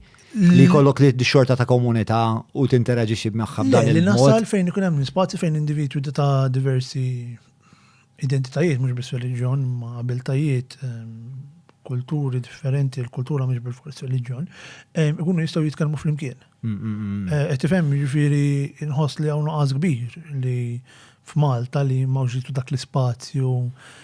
Imma again, mhux il-numru fuq it-television u nitkellmu imma li on your day-to-day basis you have that connection with that person. Ovvjament il-medja tilab rwol, ġifieri għax inti il-medja tritu matriċ għandha rwol edukattiv, allura inti jekk qed tara t-television u kull darba li tara nies ta' twemmin differenti jiddiskutu, qed jiddibattu u kultant ukoll tiddeġenera f'partita ta' tajjir. Inti tkun minn għalik li biex inħabtu l-idejat ma' xulxin. Irridu ngħidu nwers u irrid nipprova. For example, eżempju, I want to break iftar with someone who's Muslim. I want to go through a Ramadan process. Mhux neċessarjament I want to go through that process. I want to understand what they go through. It's something I want to do. Dik hija speċjali iktar ħaġa li nħobb nagħmel meta nsifer infittex daw il-villaġġi naqgħu mwarbin u hekk u l-mara ngħidilha mor nisselfu l-ħajja ta' xi ħadd. I mean, that's one way how to put it, you know? Like, nasib għalhekk is-safa li tieni l-soddisfazzjon kbir għax terment qed immur hemmhekk just ngħid. Ħanisa jimmin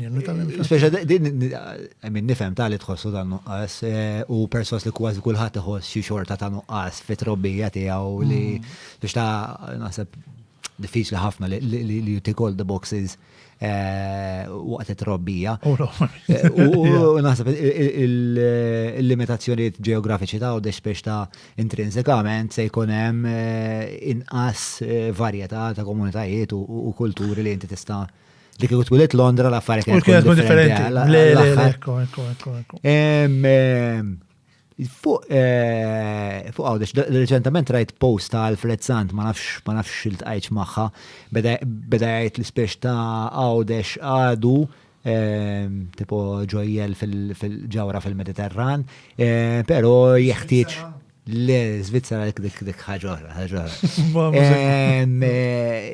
Le, fil-sens li mar irridu niproteġuha għax mill-iżvilupp f'għawdex qed jeddet din il-perfezzjoni ambientali. Definitely. Fis-sens kompletament nemmen u li qed ngħid huwa li Kikolli naqbad il-konverzazzjoni fuq il-mina, ġifiri biex forse nartikula li l-nifsija ħajar, ġifiri kompletament kontra l-mina, ġifiri kont wieħed mill-ewwel għawċin li ħedix kontra l-mina meta kien hemm frontijiet favur il-mina, ktibt artikli fuq il-gazzetta u sostnejt li jiena kontra l-mina, għas-sempli raġuni li jiena ma nemminx li l-mina hija soluzzjoni għal għawdex. Jekk inti għandek aċċess għas-servizzi b'mod ugwali għal kull għawċi, il-mina ma jkunx hemm bżonna. Inti għandek investiment f'għawdex u ġiet ngħid investiment f'għawdex biex ngħidu xogħol għall-għawdex għall-għawċin. Far from that. Jiena ma rridx nara l-għawdex ikun tal-għawċin biss. Jiena rrid li l-għawdex jinfetaħ għal ġenerazzjoni multikulturali b'identitajiet u ħsibijiet differenti fejn inti mhux l-għawċi irid imur jistudja bil-fors barra minn Malta, l-għawċi jibqa' f'għawdex però u koll għandek Maltin li jiġu jistudjaw għawdex, għandek barranin li jiġu jistudjaw għawdex, jivini meta t-nejdu li ma naqbix mal-mina, ma jfristix li l-għawdex nħalliħ f'bozza u jiex waħdu għemmek f'dik il-bozza biex ikun tal-għawċin bis, jenet nejt, eja niffaċilitaw is-servizzi kollha għal kull min jiex f'għawdex biex għawdex ma jkollux bżon dik il-mina. Xorta ta' servizzijiet tal-Lulja. Ħansemmilek nejn. Żewġ servizzi li safti ġematilu ma kienux jeżistu f'għawdex. U grazzi għall-attivismu ta' LGBTI+ Gozo u ta' għaddit oħra qed isiru possibbli. Sa Mejju 2021 f'għawdex ma kienx hemm Sexual Health Clinic, ma kienx hemm dak li ngħidu Geo Clinic. Fili kull Malt, kull persuna li tgħix f'għawdex li kellha bżonn dan is-servizz mod bxejn kella tmur moti moti mill-istat li ħallasna liħ mit-taxxa. Grazzi. Mod bxejn. Għax ħobb insemmija mod bxejn. Li huwa bidritt għax jiena nara fil-responsabilità tiegħi, jrid nara x'inhuma drittijiet tiegħi. Sewwa irid imur Malta. Nista' nifhem li s-sistema tal-Geo Clinic qiegħda tinbidel under the community outreach biex servizzi bdejna nagħta fil-komunitajiet, fair enough, imma s-sena 2021 f'għawdex ma kienx hemm Geo Clinic. Dak huwa l-ewwel servizz. Tgħid li ma jiena rid nitlaq minn għawdex. Il-mediċina għall-individwu li huma HIV positive kellha bil-fors tinġabar mill-mellieħa. Tgħid li għax il-mellieħa big deal lej. It is a big deal, sorry. Għaliex ma nistgħux naċċessawha minn għawdex. L-istess mod ċertu korsijiet edukattivi full-time mill-Università ta' Malta.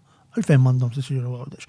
U jiena ngħid il-korsijiet li hemm fl-Università ta' Malta fil-kampus ta' għawdex huma l-istess korsijiet li l-istudenti għawċin qed jistudjaw, jew ħajkollna industrija f'għawdex fell-għawċin mhux jistudjaw fiha. Allura x-xogħol mhux ħajkun tal-għawċin. Jew anyone else. Firri kemm qed ikun hemm orajt hemm xogħol f'għawdex għall-għawċin, però l-għawċin x'inhuma jistudjaw? Il-jobs ta' sena 2030 50% minnhom ma jeżistux għadhom. We're going through another revolution, basically. It's a digital revolution now. So we need to upskill ourselves. Allora dawn l-affarijiet kollha jidħlu ma' xulxin. Tista' telabora ftit fuq dik għax għatta f'sentenza in passing. Però hija it's an impending crisis li n-nies għadhom ma femmux l-impatt enormi li jaf ikollha fuq il-bija ta' ħajjitna. Il-fat li hemm numru kbir ta' xogħlijiet li l-lum il-ġurnata għadhom ma jeżistux. U anka li hemm numru kbir ta' xogħlijiet li l-lum il-ġurnata jeżistu li f'temp ta' 20 sena. Mhux ħajġu absolut. Ħajġu absolut, dan ifisser li ħajkollok mod soċjali inta ħajkollok. Jew ikun hemm dak li fil-politika soċjali jgħidu l-upskilling, jiġifieri inti titgħallem skills ġodda mod kontinwu bħala individwu. Però anke tkun hemm il-kurrikulum edukattiv li tibda jirrifletti dawn ix-xogħlijiet. U jfisser ukoll inti ħajkollok automation qawwija ta' affarijiet, pereżempju, karozzi, għandi sieħbi qed jagħmel il-PhD fuq automation tal-karozzi, letteralment. Fejn jagħmelha? Delft. Delft l-Olanda. Okay. Very interesting. Jien ma tifhimx ħafna mill-kunnet fiskali. Imma what basically we're saying, we're going there. We're going there. And what are we, what is our industry in Malta? Turizmu, servizzi finanzjari. What's going to happen? I'm asking, I don't have the questions, but what's going to happen to the labor market? It's a different kind of skill set that li naħseb ħajkollok bżonn. Naħseb that you're going to have to be very capable of uploading new data. That's going to be like the number one skill li minħabba li l-kolem ħafna dan it-tiġdid. Naħseb l-iktar sena li jista' jkollok li tkun kapaċi. Tkun kapaċi titgħallem. Jien naħseb irridu nidħlu wkoll mill-kunċett li inti tagħżel karriera u tibqa' fiha. Illum il-ġurnata m'għadix hekk. Ma nemminx li hemm jew almenu li jien espost ma nemminx li qed ngħix f'soċjetà fejn tgħid li inti għandek karriera waħda u tibqa' fiha personalment. Imma we need to start, per esempio, ma nemminx f'karriera. Il-bon ta' 68 sar producer. 68 bon għandek. Awguri. Pero ma nemmix f'karriera, nemmen vokazzjoni, per esempio. Inti tkollok vokazzjoni. So whatever that. X'in differenza? Lallu. Karriera, it's a capitalistic nature of working 9 to 5. Vokazzjoni hija xi ħaġa li tħobb tagħmel. U li you enjoy. Ma kultant tista' żewweġ it-tnejn u naħseb. Le, rajt, ma għalhekk għatlek il-lallu għax episodju ieħor. Le, kull bon tikteb saqsi jekk hux kapitalist jew soċjalist. Le, mhux se niftħu dik il-kaxxa bon. Le, isma' fuq il-mina. Fuq il-mina. Appart, għalfej essaċ ma taqbilx maħawret, nifem li tixtieq li kunem iktar servizzi fawdex għall-lawċin u speċta li l-komunità tkun self-sufficient. Pero the downside tal-mina, il-ħsara li ħatamel il-mina, x'taħseb li jum? L-studio jgħidu li ħatamel stara ambientali, ġifiri, minn hemmhekk jisu l-ewwel konverzazzjoni tibda, pero ħana ġon, mux ħan itkellem fuq l-element ta' ambjent, għax minix on face value napprezza li it's a lot of damage, you know, napprezza li it should not be the way forward. Pero li nara minn element soċjali inħoss li meta ngħidu ħanamlu l-mina biex namlu konnettività bejn iż-żewġ gżejjer purament biex inti kellek investiment f'għawdex. Naħseb l-investiment ħajitlaq minn għawdex, għax it-tiffaċilita għal ħajitlaq minn għawdex u se jiġi Malta. Kinti m'għandekx is-servizz biex isostni lil dawk li qegħdin fuq din il-gżira, fl-aħħar mill-aħħar bil-mina mija u mingħajra xorta ħatibqa' l-gżira ta' għawdex u għandek l-istorja tagħha, you have the history of policy fuq għawdex, dik ma nistgħux ninsewha. Jiġri fl-aħħar mill-aħħar imbagħad xiġri ħajitlaq il-Ministeru ta' għawdex u ħan nispiċċaw minar Ministeru ta' għawdex daqsek bżon news biex ukollek rappresentazzjoni għolja nammur passoltre l-Konsil ċiviku ta' għawdex li jkollok rappresentazzjoni sħiħa fejn l-lawċin kunu jistaw jisemmu l-ħenom. Imma xin inti tkun qed tagħmel dik il-mina, tkun qed tkisser dak il-binarju, li tkun qed tkisser dik ir-rappreżentazzjoni li inti għawċi, tkun qed tkisser dik ir-reġjonalità li kapaċi tina tant sosten, innejt ejja nużaw l-ispazju bejn il-mina bejn Malta u Għawdex u ninvestu f'enerġija solari bejn il-gżejjer, solar panels, solar wind farm, eccetera, eccetera. Ġifieri. Dik il-qasma dejjem kienet illimitata għal mina u qatt ma ddiskutejna b'mod nazzjonali kif dik il-25 minuta tista' tiġġenera, jridu nitkellmu fuq l-ambjent, enerġija sostenibbli għal Għawdex u għal Malta. U jina xorta li bqanem minn li servizzi huma kruċjali biex l-Għawċi, il-Malti u dak li għazel li jiġi jgħix f'Għawdex ma jkollux għalfejn imur Malta għaliex. Ġifieri għajr il-mina. Tara problemi oħrajn ambientali, soċjali, f'Għawdex bħal mara Alfred Sant. Definitely, fis-sens, il-fatt li hemm maqda ġdida jisma' Għawdex, bl-aċċent please, li qed titkellem fuq l-isfraġġju ambjentali minn Għawċin, again, kellha tarġa' tkun l-Għawċin madoff biex jiġġieldu għal Għawdex, minn Għawċin biex jgħidu isma' rridu nifqu għax mhux ħanaċċettaw li Għawdex jiġi f'sfraġġi sieħa kif saret Malta. Totally hemmhekk keda, mbagħad jiġifieri ma nistgħux naħbu, mbagħad x'inhu jiġri qed nibagħtu kull rispett żerrija d-dar biex ta' parti badna żerrija d-dar. No, come on, stop. Iqaf itħaq fuċċi, please. Like that's the only reaction I can give to that. It's just appalling for me. Yeah. Bro, inti wkoll għamilt miċja akademika għadek f'nofsa fil-verità, biex da traġitt akademiku. Toħroġ il-riżultat, l-esta fil-verità. Joħroġ il-riżultat? Xit my dissertation fil-verità. Fuq xiex dissertation? Mela, dissertation hija fuq il-diskussjoni soċjopolitika li kien hemm fl-1972. Dwar l-omosessualità, jiġifieri li għamilt batt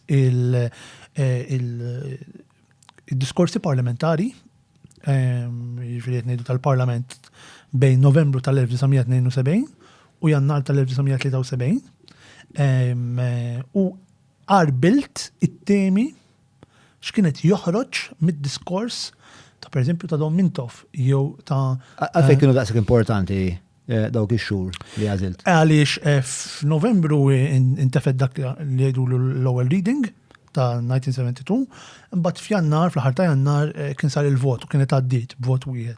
Għaddiet li l-omosessualità it's decriminalized. Għalhekk dawk għaliex imbagħad ħadd pereżempju l-ittra pastorali li kitbu l-isfqijiet u li nqrat lejlit l-ewwel tas-sena fejn kulħadd imur l-quddies. U nqrat ittra pastorali fejn tkellmet dwar l-importanza li we safeguard family, the traditional family, and morality. Bat artikli fuq il-gazzetta. Imma dejjem fil-kuntest tal-omosessualità. U l-adulterju, għax ma dik il-bill li ġiet inkluża wkoll li l-adulterju ta' raġel fuq mara ikun fuq l-istess prassi legali ta' mara fuq raġel. Għax kien hemm xi mismatch tal-liġi, jiena ma tħallx fuq l-adulterju imma fil-dissertation tħallt fuq l-omosessualità. Fl-ittra pastorali, meta bdew jgħidu rridu nħarsu l-interessi tal-moralità. Dawk li jgħidu f'kuntest li isma' sanna l-omosessualità. Moħnaw, guys. You can say that. Dak l-ispirtu jew. Huma l-ispirtu dawn, l-aktar ħaġa li affaċċinatni huwa li kulħadd qabel li l-omosessualità mhijiex hija marda. Hija marda, jiġifieri u anke l-Partit Laburista kien jgħid isma' jekk din hija marda aħna għandna l-responsabilità li ngħinuhom mhux nitfgħuhom il-ħabs għax hija marda. Fis-sens dawn xtort għandhom imsiken hija marda. Ħanfejquhom hija marda imma. Ment il-naħa l-oħra l-Partit Nazzjonalista, quite frankly, that's what the records are saying, biex għidea ngħidha. Kien jgħid isma' irridu noqogħdu attenti għax once li inti qed daħħal din il-faċilità li wieħed ikun omosessuali kapaċi jippervertili lit-tifel. So let's raise the age of consent, per eżempju, minn 18 għal 21. U ħafna kienu jgħidu it's a physical abnormality. Kien ma qabilx għal-isma, ma nafux naħseb, ma qabilx miegħu ma naħseb kien vera sensibbli minn għalija kien Viktor Tabone għal-isma għal ma nafux x'inhi din.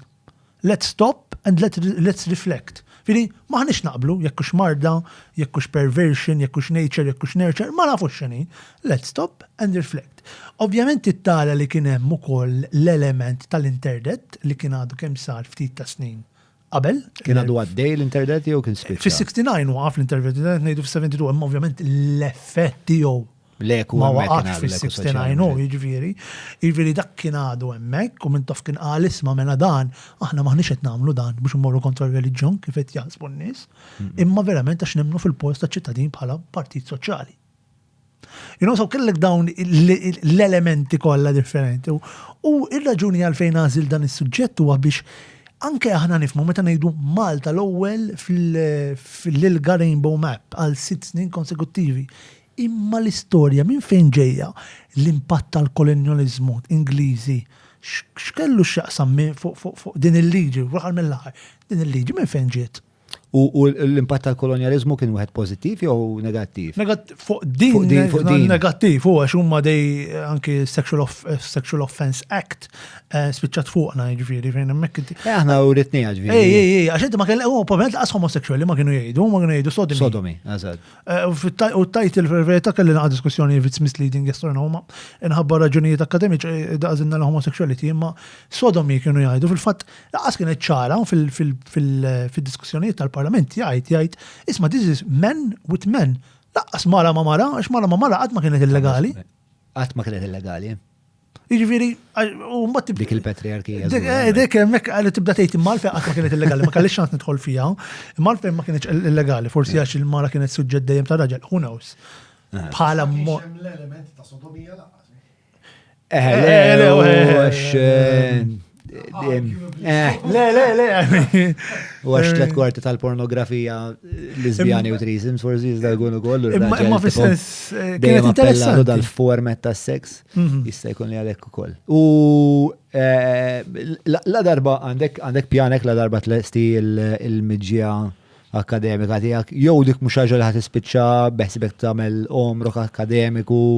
Li nagħmel omri għaddak akademiku li nitfall label jien akademiku I don't think but ħajti huwa vjaġġ ta' il-ħajja hija vjaġġ li inti ssir taf iktar affarijiet Qatt ma taf biżejjed. Min jgħid li jaf biżejjed, sorry, go get a reality check. Jiġifieri dejjem hemm fejn titgħallem, fim neħsibu għal nisa nagħmel masters f'suġġett kompletament differenti, però nixtieq naqadhom flimkien ukoll il-politika soċjali u l-isports. Nemmen li hemm ħafna fejn tiftaħ biex tisser il-barrieri soċjali tas-soċjetà. Tal-ġen. Mela, issa ħandu għal-parti naqri iktar, ma nafx iktar vera rilassata il-konverzazzjoni. Il-parti li issa minn mindu ġi Peppi fuq l-episodju għammidnija fil-qosor. Sewa, il-parti fil-qosor ġiet mibġuba. Indejn kellim wix li Peppi jgħid li fil-qosor xi darba. Mill-ħbib tagħna tal-free hour, jiena kelli l-privileġġ li ngħidha lilu. Free hour is a student app, eh? Free hour is a fucking cool student app by fucking cool young guys. Il-tqajt ma' tnejn magħhom, Zek u Matthew, Zek huwa l-fundatura u li ħalaqa. Very lateral thinking mind, fun to be around. U jiena dal-balz ta' dal-podcast u għalli laqqani ma' xebanis ta' vera, biex fil-bidu ta' sena kelli dil-ħolma li ħajt issir agora perpetwa u xiftit jus, etni l-ħudan l-għan. Mela. Bas kant fil-qosor isma maħħa sawa, differenti l-estetika ta' diskursata hija differenti għal-bidu speċa prova kun kemm jista' jkun. Pressured on this biex nkun fil-qosor. Le vera sempliċi. Kulħadd falla. Le dejjem fallu. Ngħidu hekk kważi saret karikatura issa. Mela, għal-breakfast xkilt illum? Xejna x'qom tard. Frekwenti taqbżu il-breakfast. Which is not healthy at all. Somma daw il-fasting. U l-fasting jina u bejza t-nejn għabżu volontarjament, eh? But then what happens? Like, what's the meal plan? Aħna namlu 16 hours fasting u 8 hours feeding window. Ma ħatilix il-bicċa kejk imma. Eżatt, xbicċat l-feeding window. One u għet namel ketogenic maħħa u koll, ġiviri ma nikolx carbohydrates, bazzikament. Ħlif tipo xejjex għaw, ħafna broccoli, ħafna karotti not so much, ma ħafna minn dark green vegetables. Bitrakkijiet, dawk. Imma bat ħafna zjut u għek. Xkont sa tajt, Mark? 1 meal per day. Ejja, mastja. 1 meal per day? 1 meal per day. Imma vera li kien jiġri li provajt għal 1 meal per day. U tant tikol un bat. Biex iġib, tipo, immarx, tikol 2000 kalorija in one sitting, mizerjament. Għaxin kalla tibda tolob rapidament. Diffiċli. Pero naf min jamela, naħseb xismu jamela, Lex Friedman. Tamela ma mux kull jum. Tamela mux kull jum? Does it work imma tamela mux kull jum? Ija, mela. Għax inti... Il-bonet induna kem għandix edukazzjoni. It works better because you don't... Għax inti jekk kumbatti kol darba kull jum, il-metabolizmu ta' ġismek jisset jgħal darba kull jum. Allora, if you don't do it every day, il-metabolizmu jkollu joqgħod, sistemi l-ġodda l-ttir.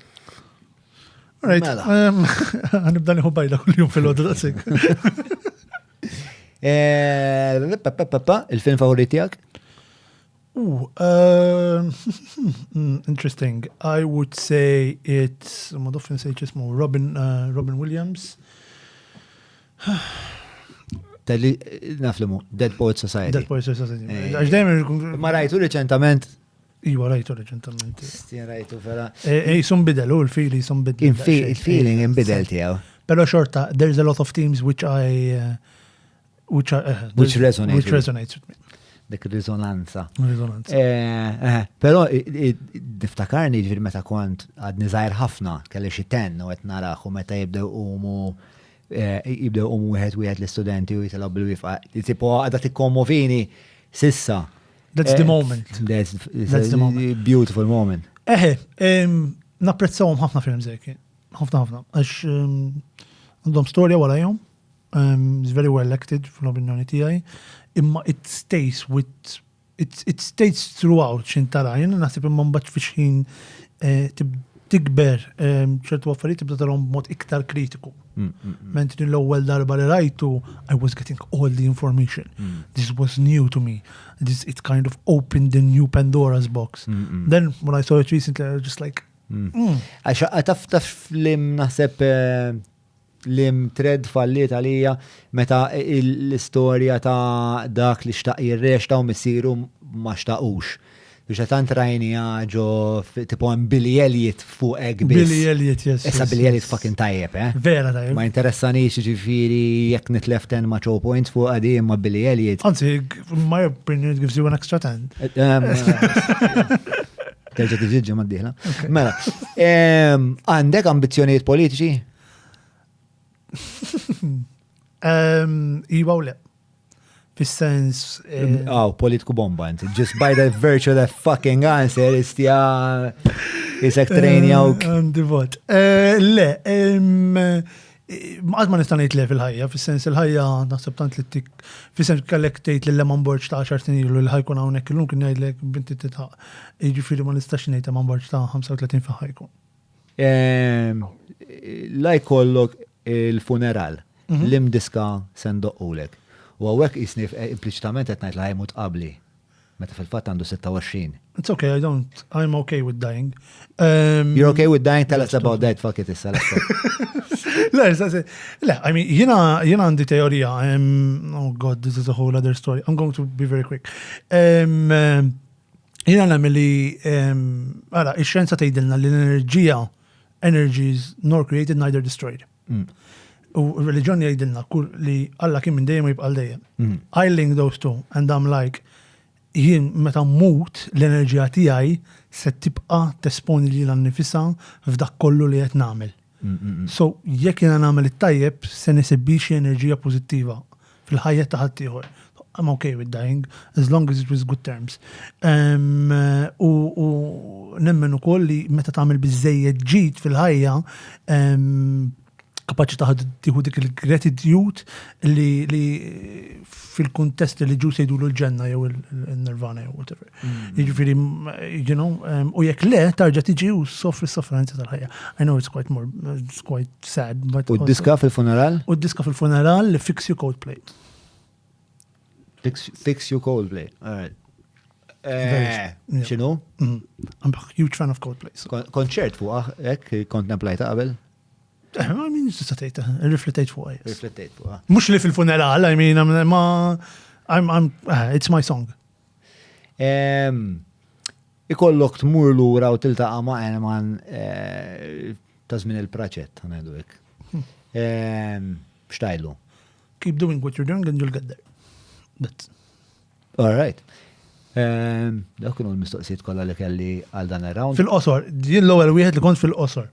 Max, badni għana fuq il-mewt, u bad kienem digressjoni zaħira fuq il-film, zamena naqa Rotten Tomato kritik ta' Dead Poets Society, kienem le, tillu dix li l-għinni, kullħat tifalli għaw. We were having that conversation fil-break, is it?